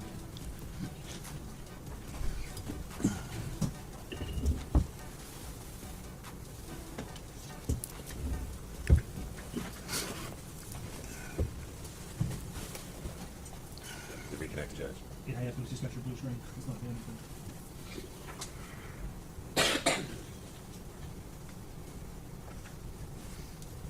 Your laptop makes what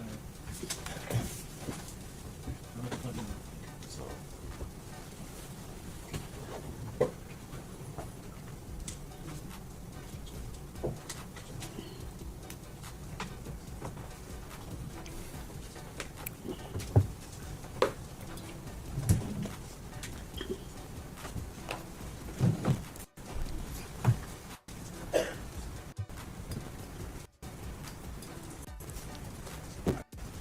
I'll just use the other one, Judge. well, it's got the blue screen, but I don't know if it's. To me, it's.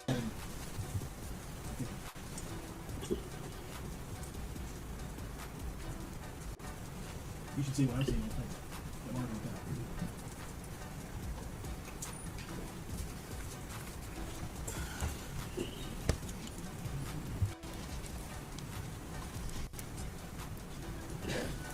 So, it's just,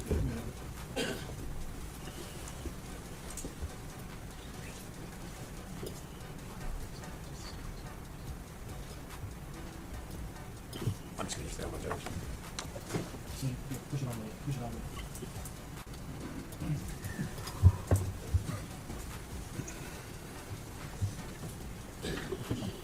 It's 26. This is 25, Judge. Okay. I believe got disconnected, Agent Farrell. You were describing, looking at the photograph. Evelyn's head is to the left where the foil is. Is that correct? That's correct. Looking as we're seeing it, the left here, this foil is her head, and down near the item marker number 4 is her feet. Push it back. On the very top of the dock. And Exhibit 26. Yes, sir. My hand here, another set of hands, Laura Parsons here. It's looking down into the trash bag that that Evelyn's body was pushed down into, and like I said, there is just assorted trash, eggshells, human decomposition fluids, and then on the right-hand portion in the lower section here is that aluminum foil and the blanket with the body of Evelyn right there. And that's right after you all had removed the body from the trash bag. Yes, sir. I'll show you Exhibit 27. Again, a similar depiction of the last photograph, just it's a wider angle that's kind of showing the aluminum foil that's kind of formed around her head with the rest of her body there, down to probably about her upper torso.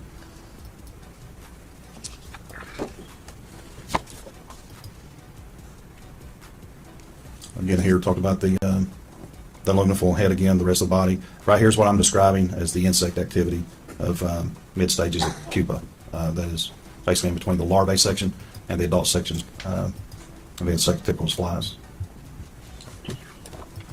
Now looking at Exhibit 29. Again, just a different angle of Evelyn's body that's underneath these layers of aluminum foil, fleece blanket, down to her clothing, the purple fleece onesie with the penguins. And At this point in time, you all have not removed any of the items from the body. Is that correct? no, sir. No. Again, what we tried to do at the direction of the medical examiner and forensic pathologist was remove these in layers. As you see, that's each picture's best we could do is a layer, taking it through the trash can to the trash bag to the aluminum foil to the fleece blanket down to the purple onesie. Now looking at Exhibit 30. Again, this is kind of just stepping overhead, looking down. Same photograph, Evelyn's body with the foil and the fleece blanket and the evidence marker number 4. Now Exhibit 31. That's the first, again, as I've described, taking this by layers. So this is us removing the aluminum foil from Evelyn's head. And if you would, describe for the jury the processing. Was this a difficult process? Was it easy? How was the foil attached? The foil was attached, it was compressed. It never occurred to me that when the body of Evelyn was placed or forced or shoved into this trash can, that this was a piece of foil that was just kind of put on there. This appeared to me to be formed around her head with the contours of her face, the eye sockets, how they're concave. This was formed. It wasn't just happened to be there and the body of Evelyn placed there and it just happened to meet up. It was formed. Okay. So did it take you all a while to remove the foil from the body? Not long, no. Like I said, once we got there, Laura Parsons and I separated the layers, as you can see, depicting in these photographs.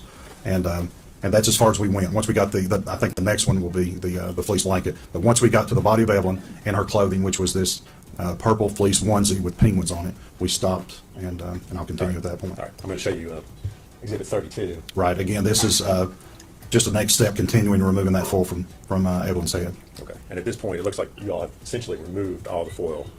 Yeah. Yes, sir. Yeah. It's off of the head and being pulled away by Laura Parsons. Now I'm going to show you 33.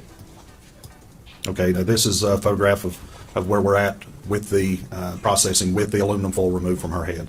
So this is her body with the next layer, which would have been that gray and white fleece blanket. Again, what I described earlier, this here appeared to us to be, this fluid here was just bodily fluids of human, consistent with human decomposition. It's somewhat kind of tough to tell because of the way it's spaced there, but is the blanket up there, is that around the head as well? So the head is here. This is her right arm. She would be facing to the top portion of this picture, but her head was in a manner that it was backwards. It wasn't normal as I'm sitting here, you're sitting here. It was backwards, and that's hard to depict here. But her body in this photograph is facing to the top of the photograph with her head tilted backwards toward the bottom of the photograph. Jurors is That's her right hand right going there. through it. That dark portion out of that fleece, that purple fleece onesie, and the color is very dark because of the advanced. Listen, the jurors is going through it. I don't know if y'all hear them. Y'all hear all that noise? That's just the jurors. The jurors are going through it because they have to look at these videos. Thank goodness we don't have to see them. And they, put up, blur them out. But the jurors have to look at these videos, and they're going through it. They're emotional, and I mean, it is what it is.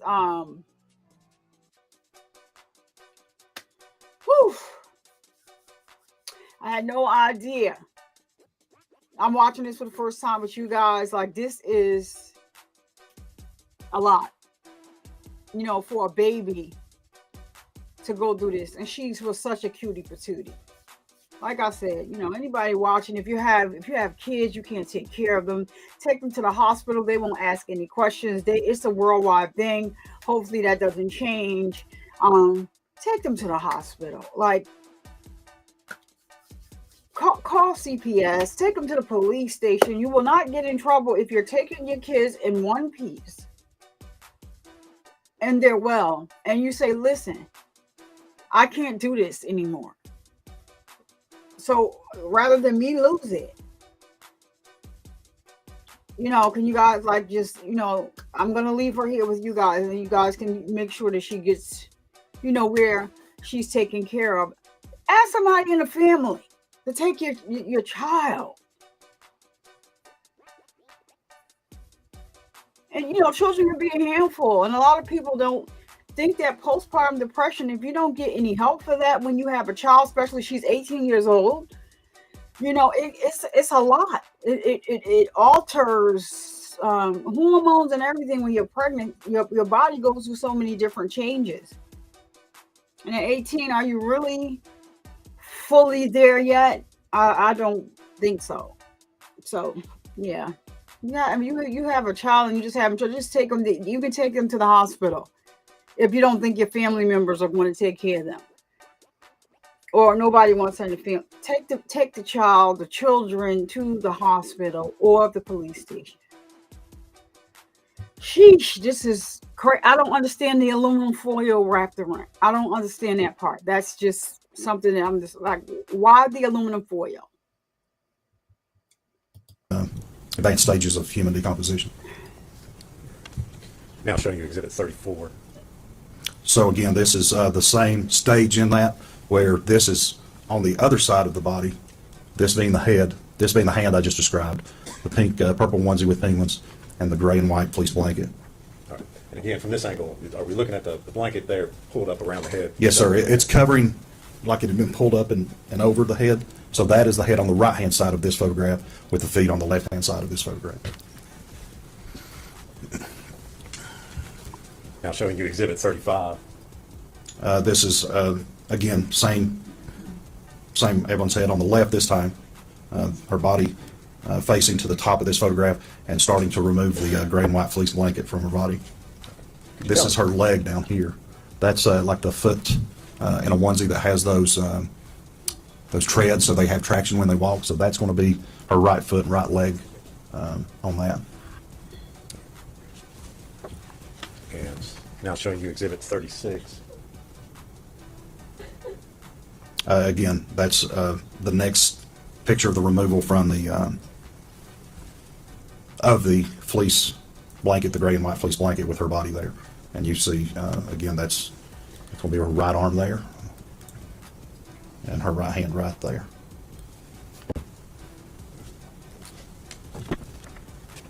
Now showing you Exhibit 37. Yes, sir. This is a black and white photo, obviously. Her facing the top of the photograph. This is her right hand. Again, even though it's black and white, it's the consistent with the pictures you saw on the purple fleece onesie with the penguins. And this is her head to the right side of this picture. As we're looking at that onesie, had it been disturbed, or does that show the onesie as you all? That's as we finally removed the fleece blanket. That's the next layer as we found it. Okay, so the onesie was open. Yes.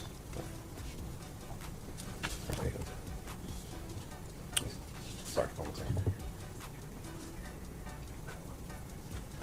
Now I'm going to show you Exhibit number 38. Again, this is the body of Evelyn. That's her head.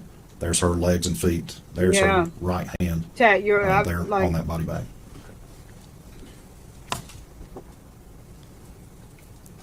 If we can, I'd like to go back and show you Exhibit 37 again. Okay. I don't know if it's The black and white black photograph. and white photograph. Which, as we're looking at the photograph, where is whose Evelyn's name face? left? The child So or this is her head. it's in the description, but I'll put On the it right-hand hold side of on. this photograph. Her body is facing to the top of the photograph, so her face would be right in here on the back side of, kind of looking at the back of her head. Again, it's advanced decomposition. And the fact that there was advanced decomposition, did that affect your all's ability to be able to, or how you were able to process the scene there? Yeah, I mean, like I said, in conference and at the direction of the medical examiner, the team from forensic center there. Once we got to this last picture of where we were at, the call was made, hey, we're going to stop here. We'll seal her body in the body bag, transport her to the forensic center for an autopsy at that point. And we continued processing the scene there for collecting the items. And we took those items to the Sullivan County Sheriff's Department, just where we had better lighting, better environment to log and process evidence items that were also discovered.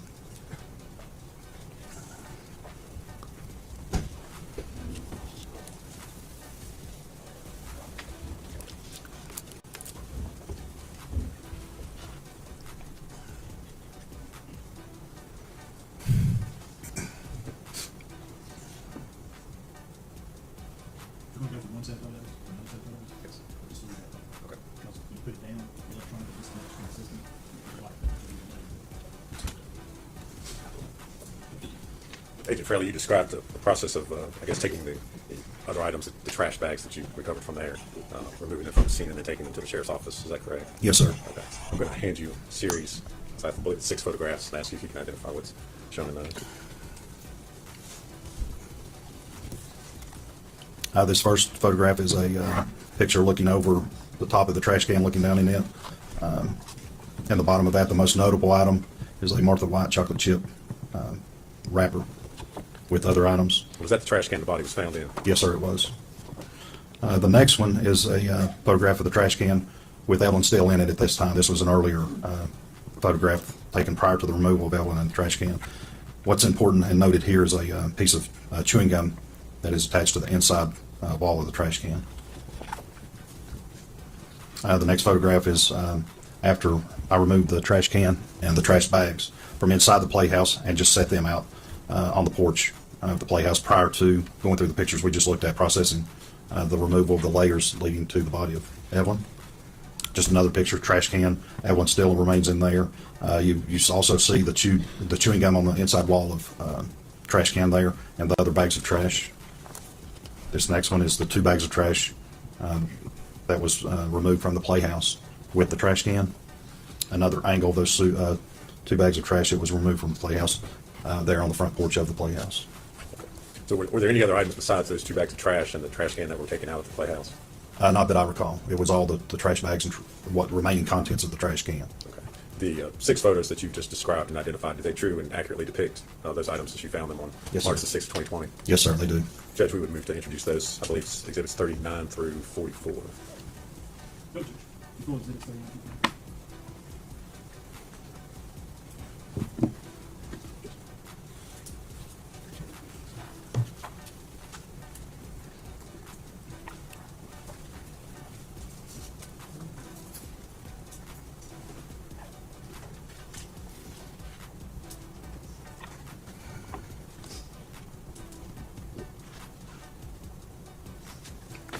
Not asked to publish those to the jury at this time, Judge.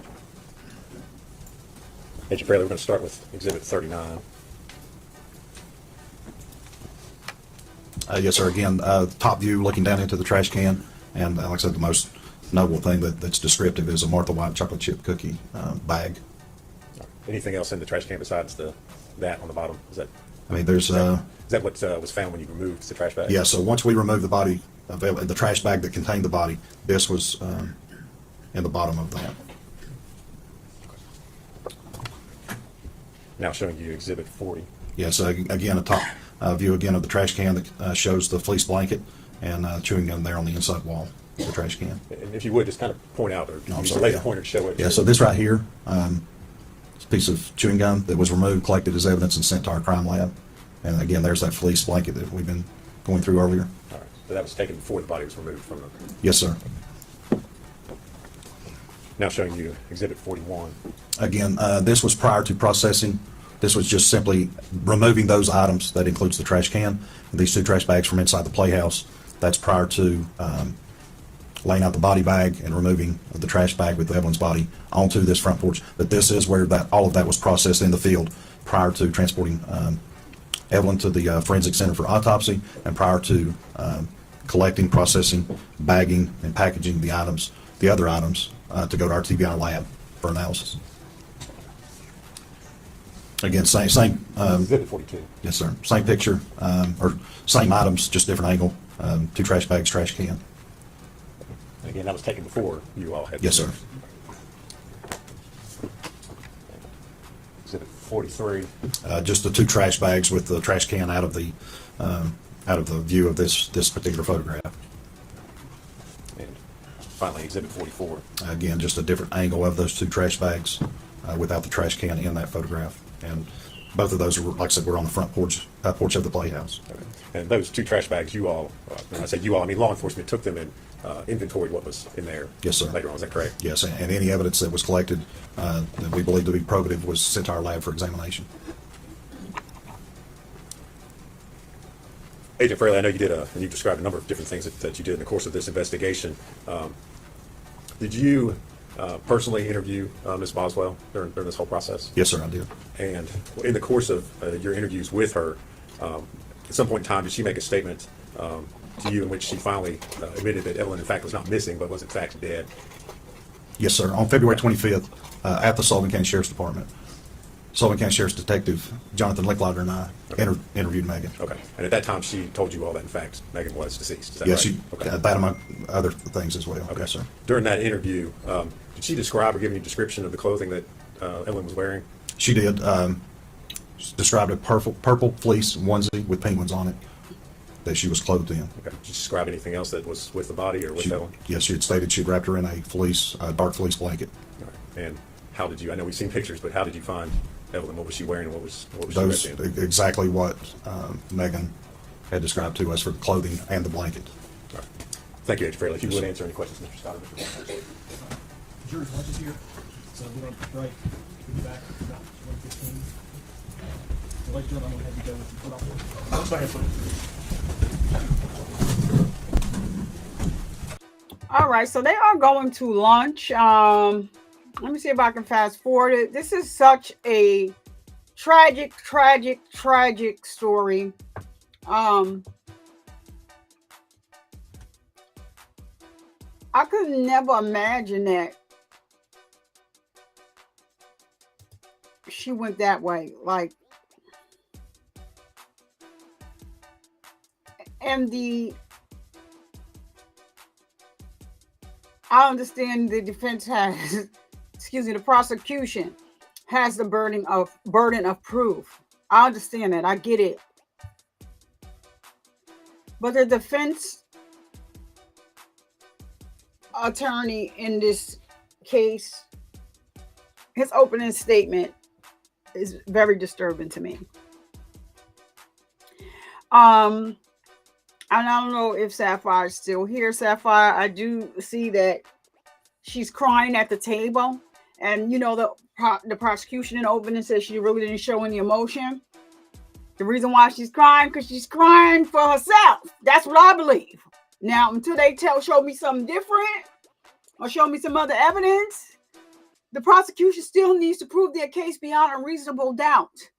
But all of her actions after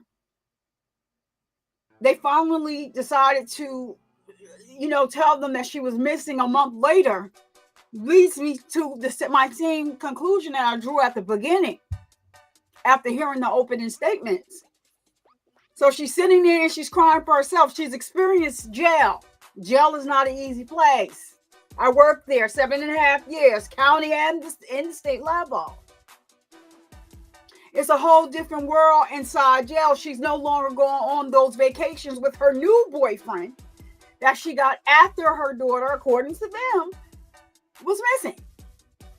So right now, she's sitting there crying for herself, hoping that those tears are resonating with the jury. But the jury is so broke up. I don't know if you hear all the sobbing and stuff like that. Is the jury.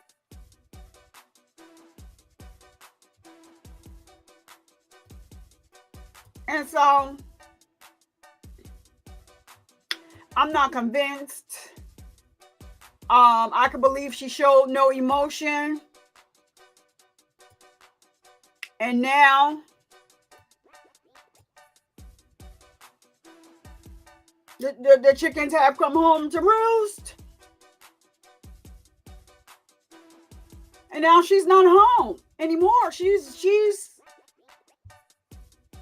not living the life that we are living, walking free. She has to be told and given permission to do everything that she wants to do now in her life. So, with that being said, while they were we'll get to see the interviews, the interrogation interview, because I'm sure they're going to play it. And then if it's something then it's too early to say that the prosecution is painting a horrible picture of her. No, she's painting a horrible picture of herself, because right now, they still need to prove what they need to prove. But right now, all the hoops and the rabbit hole that she took people down, no. I'm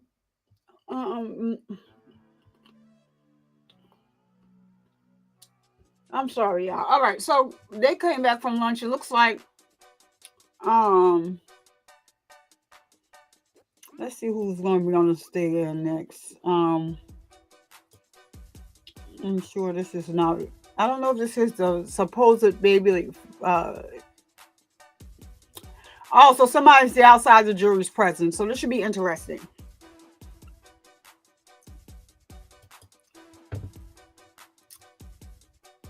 All right, let's bring it over here because I'll start a video over here and be like, oh, y'all see that? Y'all ain't seen nothing. All right, let's see. Court stands in recess. I'll do it. Did you guys remove your mic from check? I'll do it. Now, I thought I skipped past this, your arms. I did see somebody else on the stand. Hold on. No, he came before that. Yeah, I know I'm not. I know I saw somebody else on the stand. But as soon as I touch it, it moves. All right, let's get this over here and see if it's on the right place. All right, so here we go. Let's see if he's gonna go before lunch. Court stands in recess. It took me right. I'm sorry. I'm gonna have to do this on here because how? Wait a minute. All right, so maybe it's back. How is that? Court stands. Ladies and gentlemen, I'm going to have you go with the court stand, please. Okay, so they're getting ready to bring a witness on, and he's going to they're going to question him outside the presence of the jury. So I'm just going to leave it here because I keep skipping past it.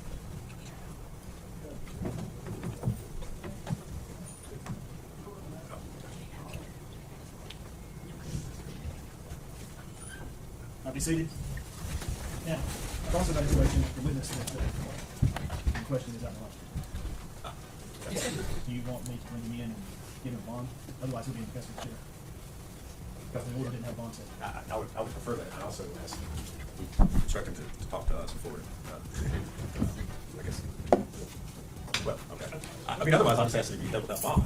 I don't care what you do. I don't think it's the court's purpose. Okay, To tell a witness to talk to her or not. Okay, that's fine. That's fine. That's fine. I'll tell him. Do you want to I probably? can't tell him if he doesn't come back or don't come back. But he can tell Yeah, him. that's fine. No. Yeah, bring him in. You want me to step down, Your Honor, Yeah. to provide this for him? Come discuss the Yes, sir. You can't discuss this with any other witness or allow them to sit there if you. What's his name? I don't have to work on Austin Feller. it. Last name? Feller, F-E. Feller, F-E-L-L-E-R.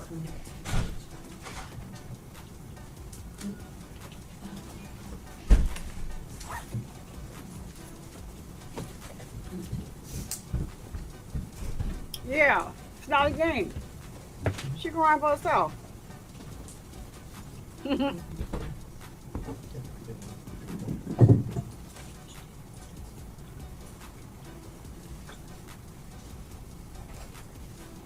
Who is this person they bringing in? Let me see. Somebody they talking about incarcerating. Wait, did he have on cuffs? And they took him off?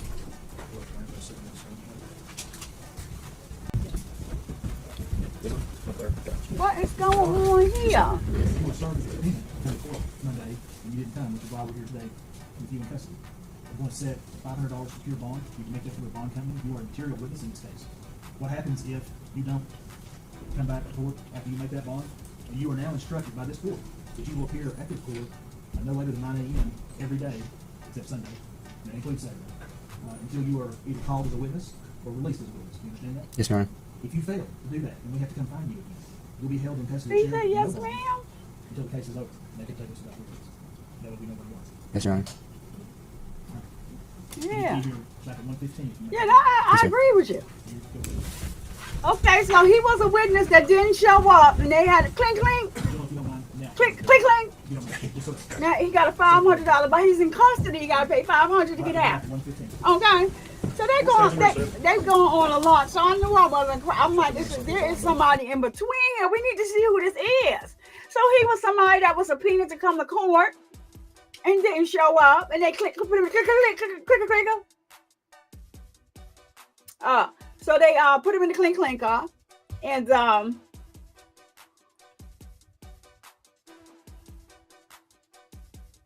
so yeah, my daughter, she just likes to alter my schedule. She getting off work early, so now I got to start my life early. All right, So they're on a lunch break. All right. So it goes all the way to there. And so now we're back in court. And is detective back on the stand? It looks like. So it looks like the detective is back on the stand. I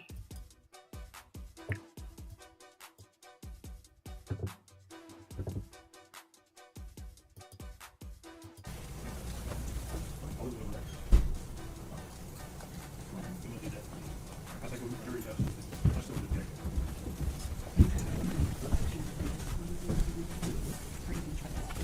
that. That's her attorney right there. He's him right here. That one's him talking to her with the blue suit on. I don't like him. He doing his job, but I don't like him. Didn't have trial. Can't have trial.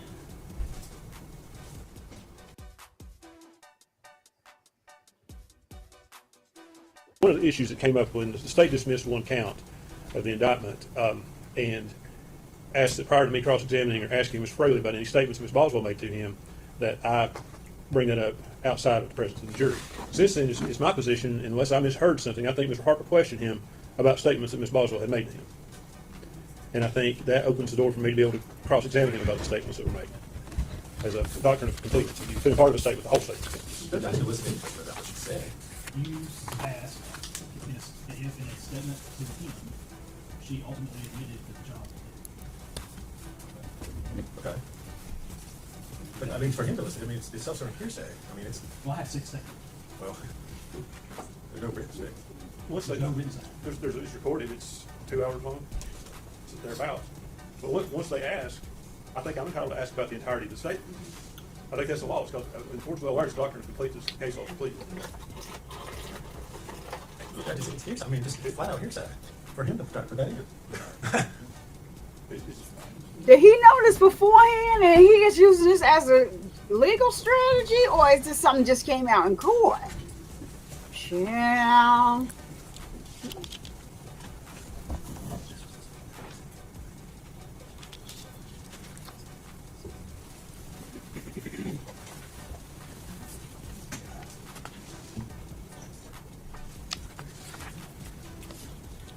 I'll be right back. Give me a minute.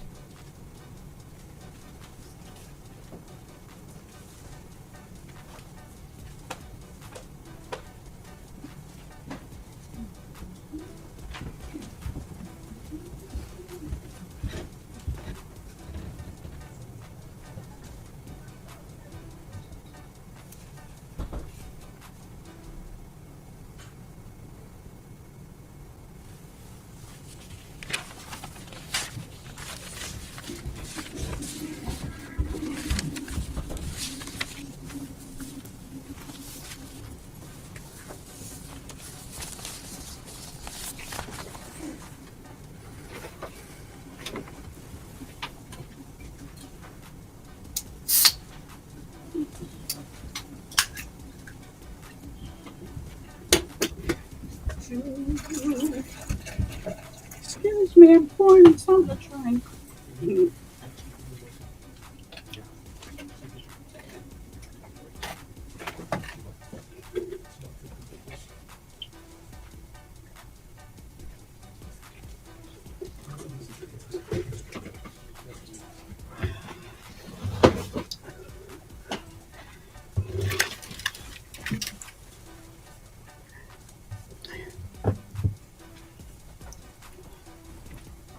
They still ain't get it together yet.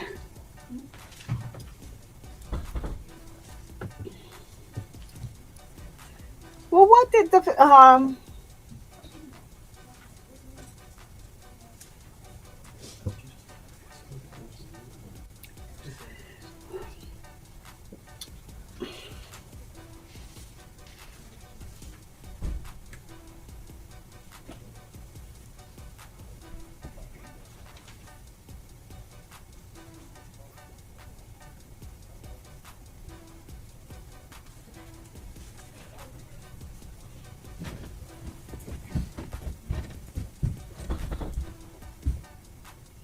I think let me I'm gonna move this forward a little bit because they just all this dead ear. It's not what we gonna do. Hold on a minute.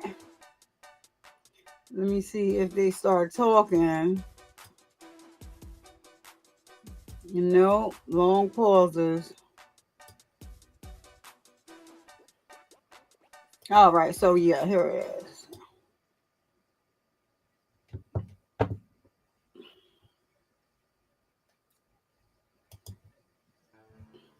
The person against whom the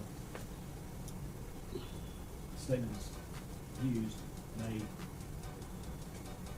testify. And of course, this is a criminal case, so she's not a witness. Judge, if the court would refer to Rule 106, the rules of evidence, I think that discusses the document completeness and the process of employing case. The case of State versus Torres. Hold on. Why we had these issues. See, look at her now. So many hearings. The jury not in there. Look at her face. I didn't expect they would dismiss that kind of indictment today. I'm just saying.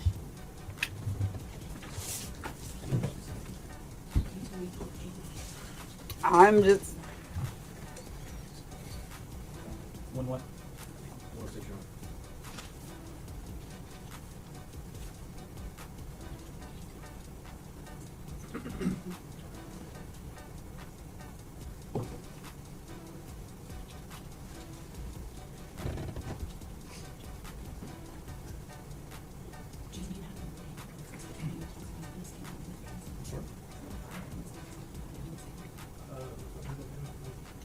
Child, I gotta look up cases and stuff because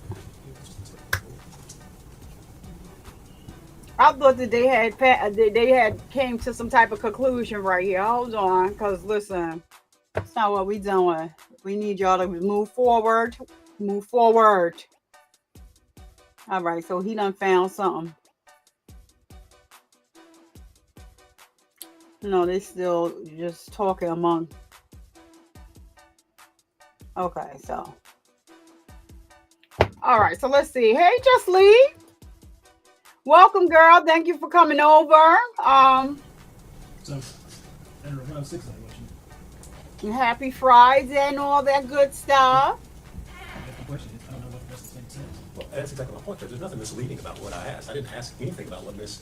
Boswell said. I didn't elicit any testimony whatsoever about a statement that she made. All I asked was whether or not she admitted that she was dead. There's nothing misleading about that, and nothing about what he's going to ask as far as that. All it does is further their theory. It doesn't in any way clear up any misconception or misleading information that I may have presented from that. According to this Torres case, in 2002, in the defendant's murder trial, the court erred in denying the admission of the videotape of the defendant's statements. However, the error was harmless because the evidence of the defendant's guilt was overwhelming, and nothing on the videotape remotely implied that the defendant was innocent of the crime. Miss Lee, this one is a mess. I don't know what's on this. Just Lee, this one is a mess. Hold on a minute. Okay, yeah, this one is a mess.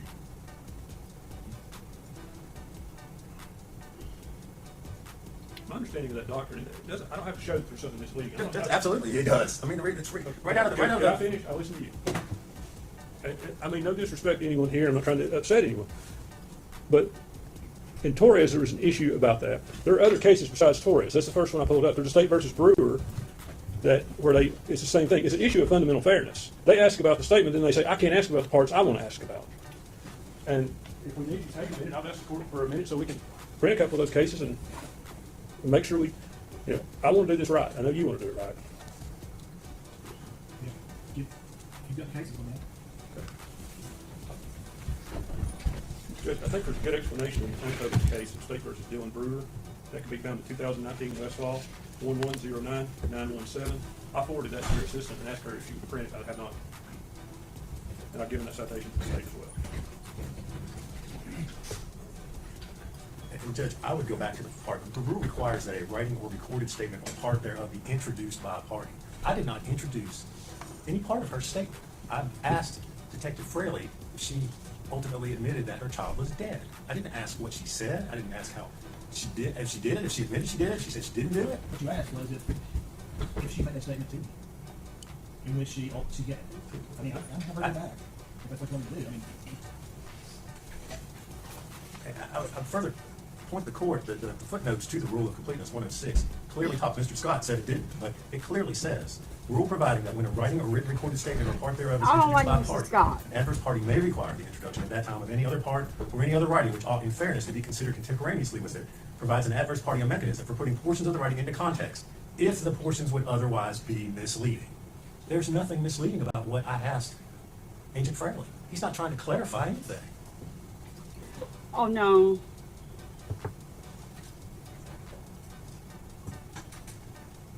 Unless he's in some way trying to insinuate that the child wasn't dead. We're gonna take a minute, I'm gonna look at cases. Yes, Judge, they're having a hard time going through it. We can have a minute, I'll collect and send them back. I just make time to do it. Back to your staff. Okay. Your Honor, may I step out for a few minutes? Yeah, we're still on the radio. All right, so they're clearly going off the record because I guess they're looking for some case to see if this is I guess the defense is trying to get some type of whatever because he asked the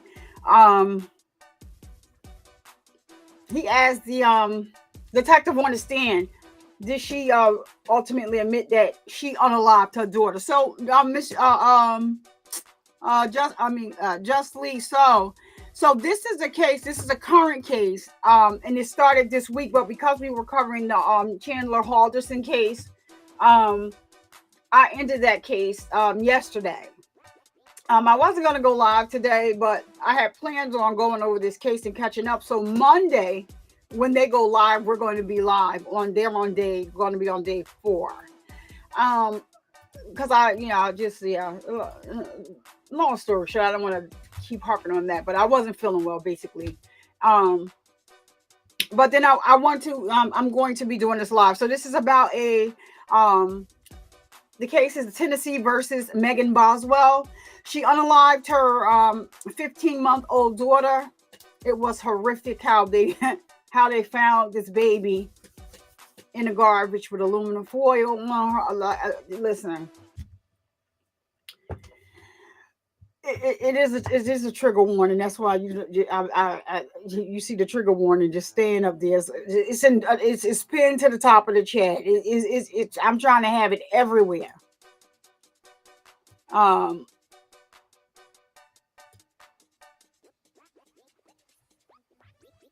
But it looks like we don't have too much left for today. But I will be going live tomorrow. I just haven't decided what time I'm going to go yet. I think I'm going to go live tomorrow around maybe around 11-ish, maybe 12. I don't know. I have to make up my mind. I'm trying to plan my day in my head, but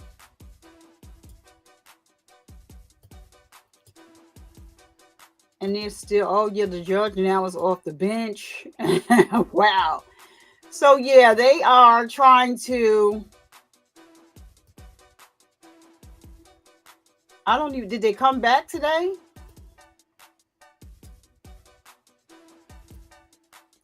Yeah, it doesn't.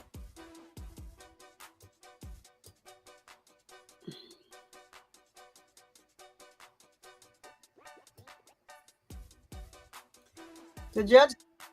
Oh, okay. So they're back right here. Hold on. So this is all, and I think that after this, they're not going to be. It's not too much left after this. So we're going to pick it back up.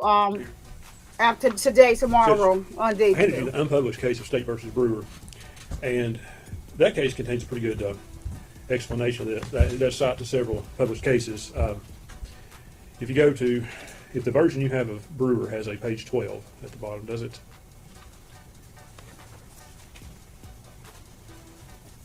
Yep. If you go down to the last paragraph of page 12, it talks about 106 is a rule of timing and admissibility. It talks about whether it's not immediately clear where it would admit the introduction of otherwise admissible hearsay. That paragraph goes on to state, though, however, it has long been the law in the state when a part of a confession or admission is entered into evidence, the defendant is entitled to have the jury consider the entire confession. That cites Curry versus State, 397 Southwest 2nd, 179 at 181. That's Tennessee Supreme Court, 1965. And Samblin v. State, 387 Southwest 2nd, 817 at page 820. Confession, that's again not Tennessee the Supreme same. Court, 1965. And they go on in this case, they talk about when when confession is admissible, the whole of what the accused said upon the subject at the time of making the confession is admissible, is to be taken together. If the prosecution failed to prove the whole statement, the accused is entitled to put into evidence all that was said about to him or by him at the time which bears upon the subject of controversy, including exculpatory or self-serving declarations connected herewith. It is for the jury to say what weight shall be given to several parts of that statement. For they may well believe the part that which charges the prisoner and reject that which tends to exculpate him. And that's a direct quote from State versus Robinson, 622 Southwest 2nd, 62 at page 71, Tennessee Supreme Court, 1980. And in this case, in Brewer, the Court of Criminal Appeals goes on. This case is kind of almost in all fours the way I see it. The Rule 106 here in Brewer, the state examined on direct examination a witness about a statement. It did not put in a play that did put the physical statement in, nor did the officer read the statement verbatim. But they said the rule of fairness should allow you to place the whole statement in. And I think, Mr. Fraley was asked in this case, he was asked about taking a statement. I think he was asked a couple of times about taking a statement. And he was asked about her admitting that the child was dead. Well, certainly in a missing persons case, when you admit to the police that it's been shown and alleged that you're lying to, and Mr. Fraley, although the court granted objection, said earlier that she was telling lies. And then when she fesses up and says the baby is dead, certainly the court should take that as a confession. And I think he That's not was a asked about the baby confession. being dead, and the response was that the baby was dead, among other things. So that leaves that out there for the jury to be wondering what the other things are. That's my recollection. That's Mr. Horn's notes. Now, that's essentially my argument. I'll rely on the other cases I gave you, but I think that Brewer case gives the best explanation. Although it's an unpublished case, the cases it cites to certainly are published. And if you have any questions, I'll be glad to answer those. If not, I'll yield to Mr. Harper. Yeah. Judge, I would agree with Mr. Scott. I think the Brewer case is on point. I would disagree with him as to how he's reading it, however. One, I don't think anything about what I elicited was in any way a confession by Miss Boswell. And two, I would rewind a little bit from where Mr. Scott quoted on page 12 of the opinion.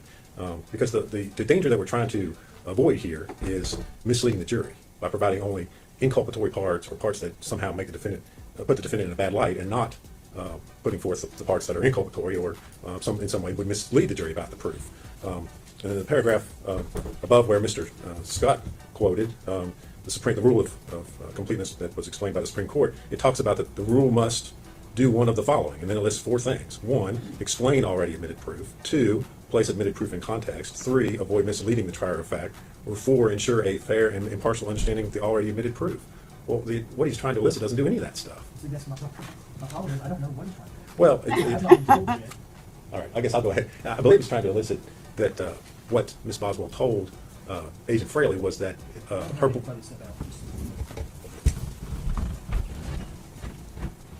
Do you pull her out the court? Oh, no. Mr. Scott can correct me if I'm wrong, but I believe what he's trying to elicit is that Ms. Boswell told Agent Fraley that Hunter Wood, the defendant's boyfriend, rolled over and killed the child. And that was what she told Agent Fraley at that time. I don't know how that corrects in any way his statement that she admitted the child was dead. I mean, if anything, that's the fact she was there is more inculpatory to elicit that than it is correcting any sort of misleading impression that might be out there as a result of what Agent Fraley's already testified to.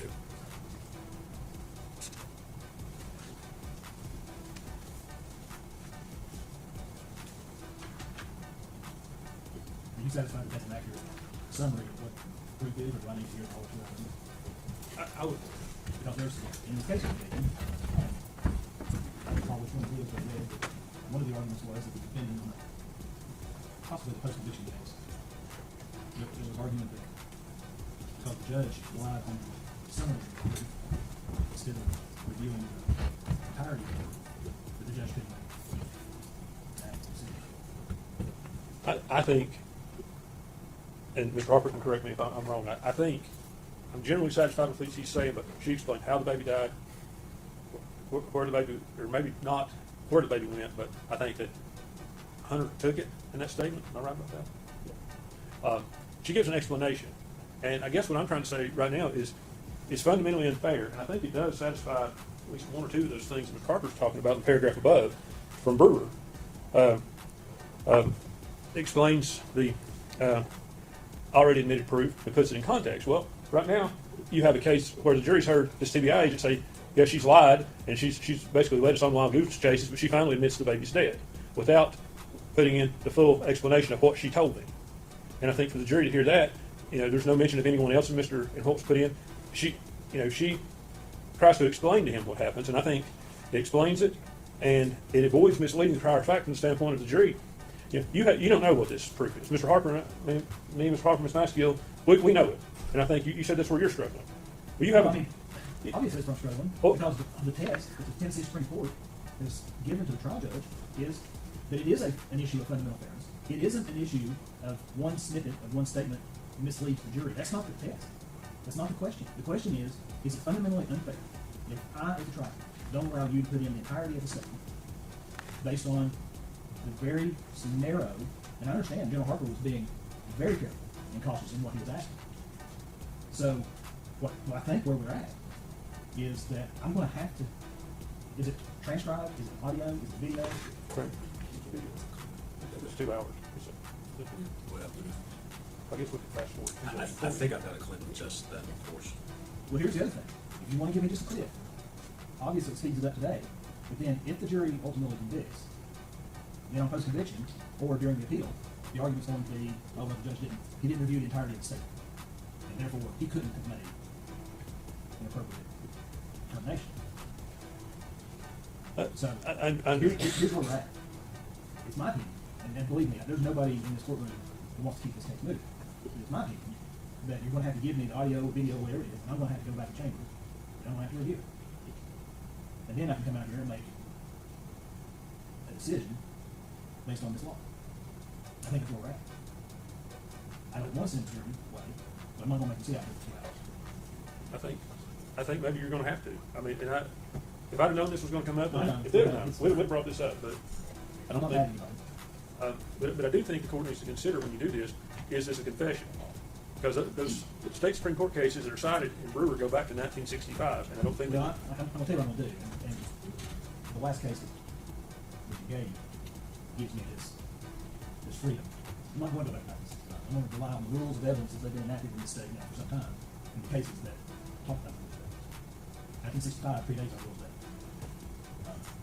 I understand that. And even our Supreme Court, in one of these cases, says, look, the defendant in that case made arguments relying on the old cases. And the Supreme Court says, look, we're going to look at this under what the rules of evidence say. And that's what that's my Hey, Jerome.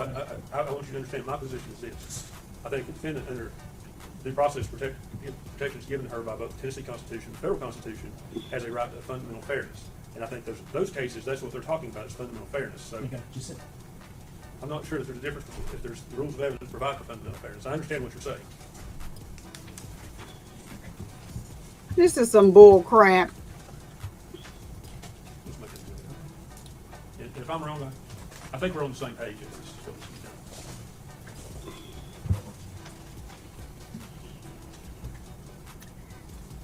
Oh, wow. Why does this keep doing this? I typed the whole thing and it didn't put it. I'll find it. I'll comment about it when we get it. Yes, sir. Where we're at right now, I'm going to have to bring the jury in. I'm going to send them, since this is day one, they've not been to the hotel yet.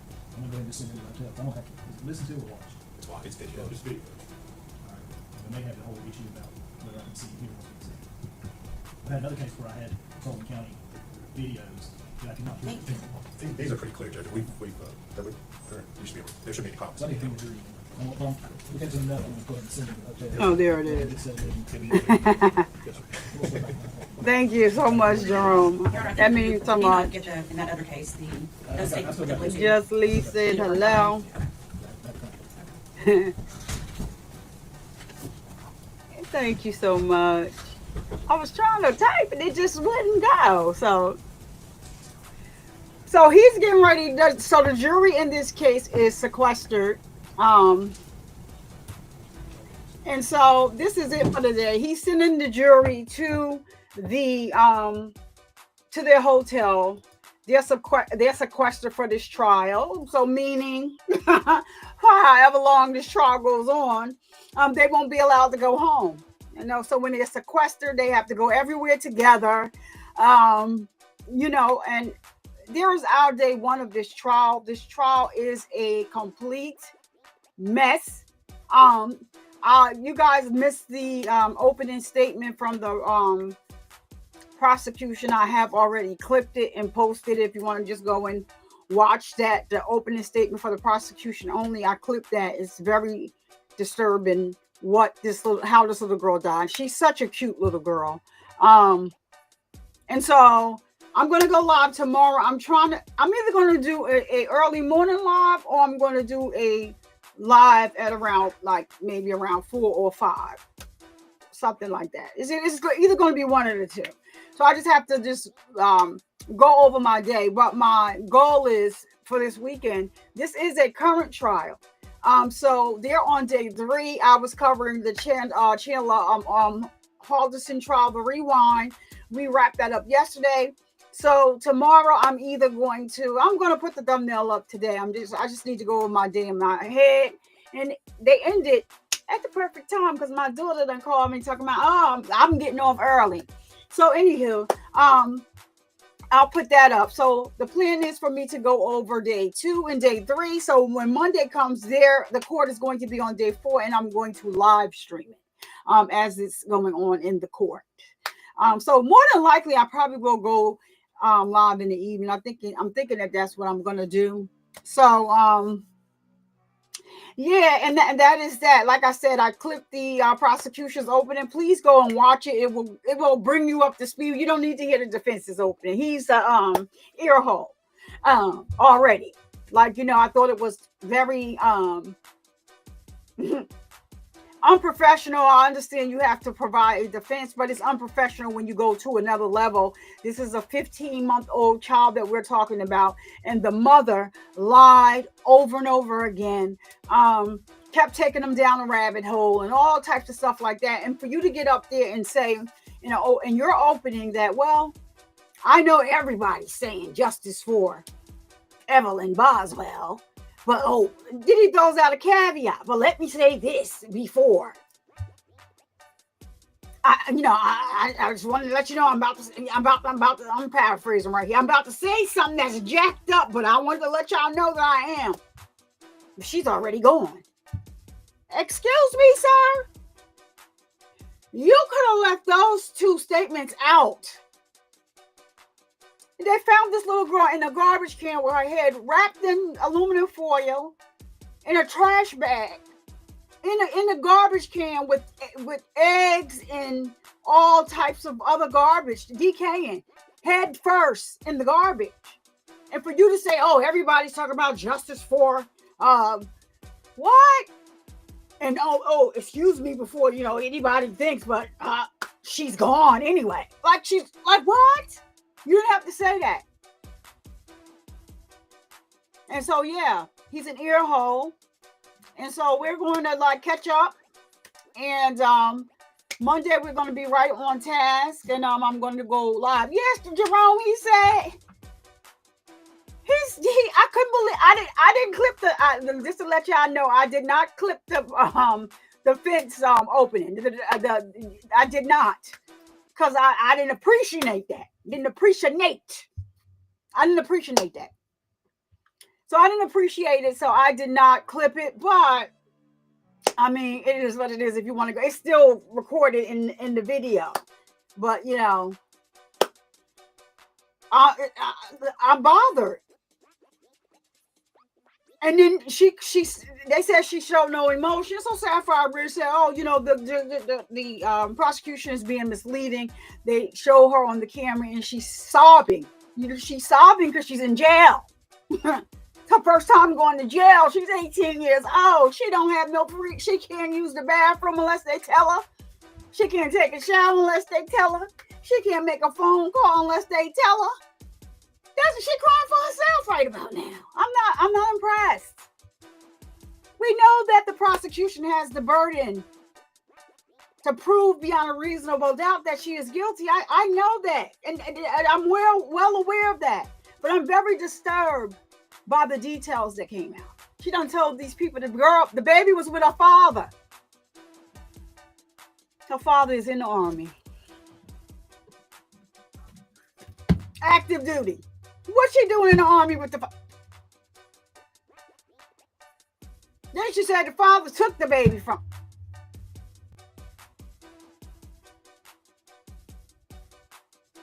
And we're not doing this.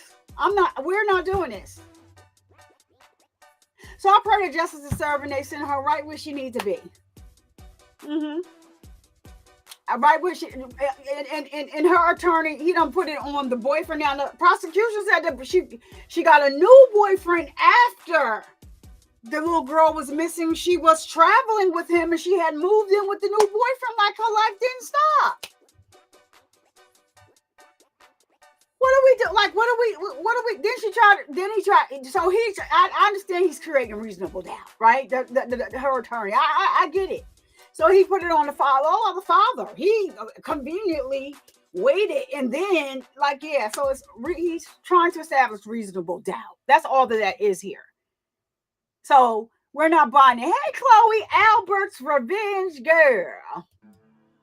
Hello, and welcome. And we're about to be done, Chloe Albert revenge. I don't know if you saw this case, but I know that you would have a fit. Like I told everybody that's still here in the chat, I clipped the prosecution's opening. You can go watch that video. That's all that you need to see. It'll bring you right up to speed. So I'm going to be live tomorrow and Sunday to bring us up to speed. And then on Monday, I'm going to go live there and live stream it. Because they're going to be on day 4 on Monday. So we're going to be on day 2 tomorrow, 3 on Sunday, and then 4 on Monday. We'll be live streaming it as they go on. We're going to be live. So just to give you a quick rundown on that. And so I'm getting ready to get out of here. It worked out perfectly. I got to run out and still do mommy duties. She's like, oh, I'm getting off work early. Now, what if this was still going? Girl, you told me something different. But you gotta love the kids, right? At least she got a job. For the job.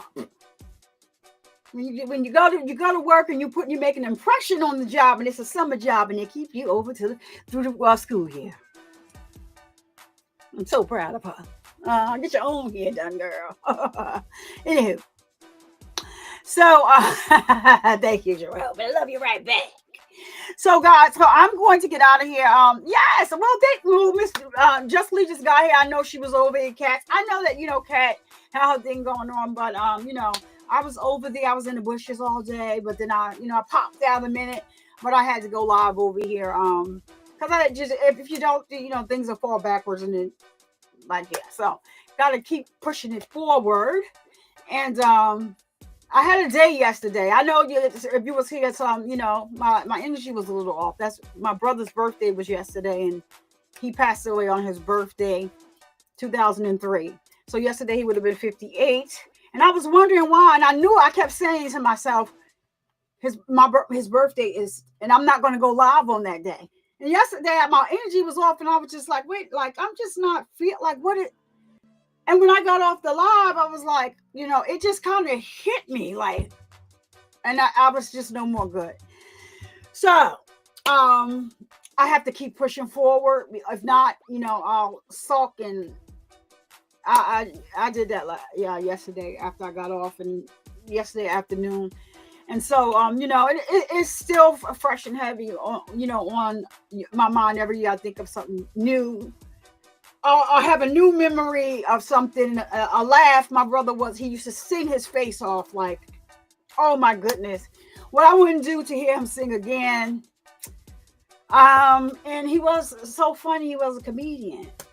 And, and I, that was my only brother I'm the baby of 4 on my mother's side. That was my only brother, my mother's only son. And so like every year it's just rough for us. And I didn't get to mourn when he passed away because I'm the baby, but I had to be the grown up I had to do all the planning and be strong for my mother and my sisters. They was just terrible. So I'm just standing there like, I got to do this, And so, so it's, every year it's something different. So it hit me like, boom, yesterday. Cause I'm like, well, I'm just off. Like, what is going? And I said, oh, goodness. And it just hit me like a ton of bricks. And I love you right back. Yeah, I did. I did just lay. I did put a message up because I just was like, and Jazzy said, she said, I knew you was off yesterday. Yeah, I was just off. And like, so today I was like, oh yeah, I'm probably gonna take today off. And I said, nah, let me get up to speed with this, because it just doesn't stop. But you guys always, you guys don't know, you bring joy to me in so many different ways. I mean that. I'm not just saying that. It's a lot of things go on, and sometimes you come on here, you have such a good time, and the chat is a vibe. You have Chloe having you cracking up with her shenanigans, and like everybody's just a vibe. Like when and especially when everybody is here, and then we go all over as a family to the other channels that we support. It's definitely a vibe, and it's helping me through some hard times. You guys really don't know. I don't really sulk in things that I'm going through. I normally just fight through them, because I went through the biggest fight of my life, and I made it through. So a lot of things I just kind of just trudge through. You never know. I don't get on here complaining about like things that's going on in my life. So anyway, I love you all right back. So thank you all for the love and for all the support that you guys show me. I appreciate it. But so I gotta go. I'll see you guys tomorrow. I think I'm gonna do a live tomorrow. I think I'm gonna have to go and see. I just always look and see. Okay, so Flesh normally goes live at 8 on Saturdays. I have to see what time he's going live. And Kat normally just kind of she doesn't do lives really on Saturday. She kind of like just channel hops and show support on Saturday. So I check with those two channels first, and then everybody else is kind of like, okay, I'll catch you on a replay. Okay, I'm going live. So anyway, that's just how it is. I'm just being honest. Feel me first. Everything else is replayable. You heard? So anyway, thank you for being here. I'm getting ready to get out of here, but y'all know it wouldn't be me if I didn't end the show by raising awareness that men can get breast cancer too.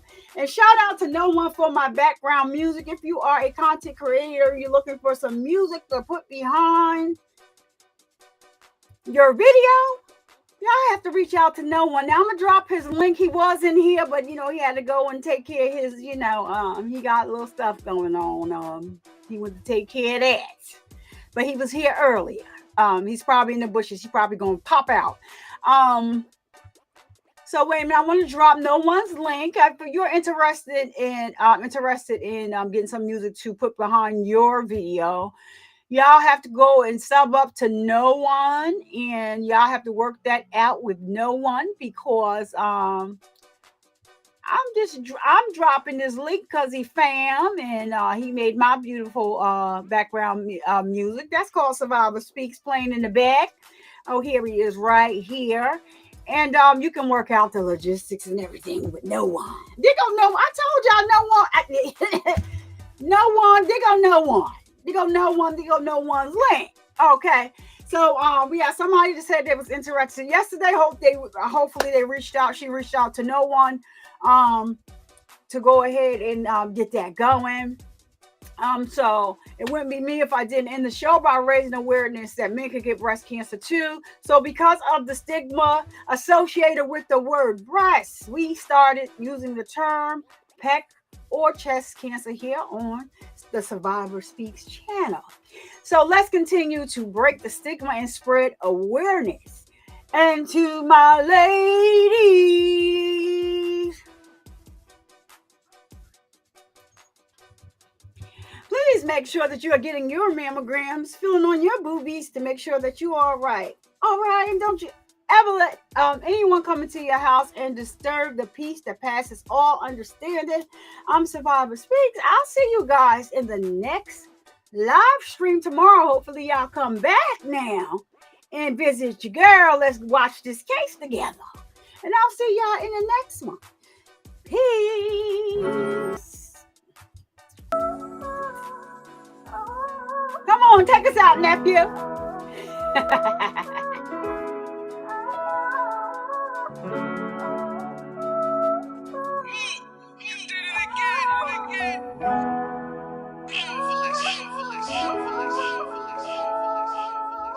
whole cycle. I just might though, just like a Michael.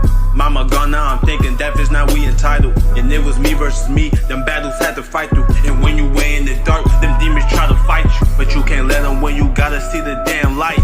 Diabetes came from nowhere, messed up whole life. That's what I used to think, my mama helped me out. I got one dear in this guy to make proud, don't count me out. Let's get it started, rest in peace my mama, I don't wanna talk. Fresh fit, who that little nigga, fresh the way he walk. New drip, I'm that one dude creating all the sauce. News flip, you that one do the worker, not a ball. It's safe to say that after all this, I'm standing tall. It's safe to say that after all this, I'm still gon' ball. It's safe to say that after all this, I never fall. I never fall.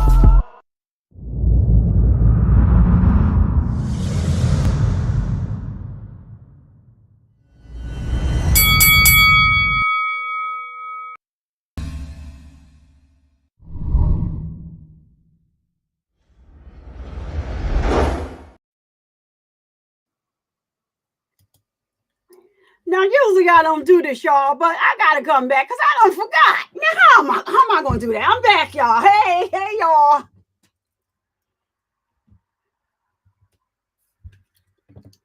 Y'all know I've been going through something. I gotta run out and get my daughter, but I forgot. Flesh is live at 9:00 p.m. Eastern Standard Time. Going over there, and y'all make sure y'all go over there. I don't know if I can redirect and it'll go over there to Flesh right about now. I think I could put it in a redirect, but y'all gonna be sitting there for like a half hour. I gotta go get my daughter from work. But Flesh is going live at 9. Everybody that's here knows the way. Y'all know the channel. Go on over there and sub on up. Y'all here in this building right now. I think y'all subbed already. But I had to come back and let y'all know because I was like, wait, girl, did you bump your head? I bumped my head and forgot the Flesh is going live at 9:00 Eastern Standard Time. I think he's doing the rewind on the ASAP Rocky case. And y'all know it's about to be all types of fireworks stuff going on the screen and stuff. And let me just hit Flesh's soundbite over here before I go. That's how your girl feel when she's over there on Flesh of the Gods. And what y'all waiting for? Get over there. Watch the rise. What's up? Watch the rise. What's up? Watch the rise. All right. So I'm normally going. I said, well, wait a minute. Put a little pimping in it. You didn't tell them people that Flesh was going to be live at 9. Flesh is going to be live at 9.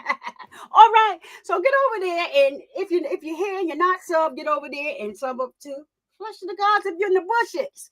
The link is right there. I'm not gonna look. I'm not. You can copy it. It's not gonna push you in here. Go on over there and sub up the Flesh of the Gods and tell them Survivor Speak send you over there. All right. So I'm gonna go get my daughter, and she got me going on a whole little thing on a Friday. She wants to be, that's a whole nother story. Whew, she got one more year. One more. And so I'm getting ready to go out here and grab my girl, and I'm probably gonna start catching Flesh in the bushes first, and then I'll come over there just for a little bit, and then I'm probably gonna just go because your girl. I'm still,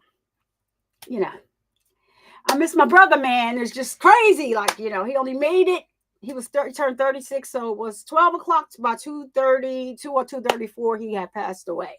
And so, it's hit me like a ton of bricks. So, we're gonna go over the Fleshes. I'm gonna stop on through and make it do what it do. All right, y'all. I know. They're like, what's she doing bad? I had a slippage. All right, get on over to the Flesh of the God, y'all. See, y'all already did the outro. Y'all heard my nephew. He just spilled his little heart out on the 1 minute and 18-second track. So go over there to Flesh. If y'all want to support him, just go give him a like or go to your Survivor Speaks topic over there. And it's Survivor Speaks featuring YNG Ty. That's young Ty. That's the way he fought. And the name of the song is called Never Fall. And so everything he said on this song is true. It's about his life. He was diagnosed with diabetes when he was 8. They say he on the spectrum, but he makes music. He has like an album and a half. I only put 2 songs out for him right now. He told me he don't want to be a rapper. But last week it's a whole thing. So anyway, I sent him this beat. he's like, because he wanted to. I said, all right. And he didn't give it back. I'm working with the instrumental. Okay. Then he called me. He was like, I just found my headphones. I'm going to be here in a minute. So he doesn't write. He just records. And he never listens to the song. He never listens to his songs again. He just, once he records, that's it. So he's supposed to be on the spectrum. We never treated him like that. Like he's graduating from high school this year. Clap it up for my nephew. Because they said, we don't treat him like that. And so yeah, he doesn't write anything. Like he has some fine music that's out. But as the songs go on, they get a little with the E. We got to rate him E. And he's talking about he made a song with a one of his friends that was Caucasian. And they were so tight. The song was fire. It was so dope. And they were so tight. And then he got around some other friends and called my nephew. They didn't worry, my nephew cut him off. Like, oh no, we can't be doing that. Like now, you ain't never did that before, but you're gonna bring me around these people. Now, my mom ain't raised me like that, and I can't talk to you no more. His cutoff game is like, nope, don't play that song. So I gotta respect my little nephew. All right, y'all. I'm talking too much. I gotta go. Bye. I'll see y'all. I'll be over there in flesh. Flesh. You know what? Flesh is not going. You're not going live early, is you? I saw you. You're here. I see you. I see you here. I see you here. You was here. He was here. But anyway, y'all know the way. Thank you, Jerome. I like you too. But y'all know the way over there to Flesh. Get on over there and show Flesh some love. All right, y'all. I'll see y'all. Peace. I'm just going out now. Oh my goodness. I'm a fool, y'all.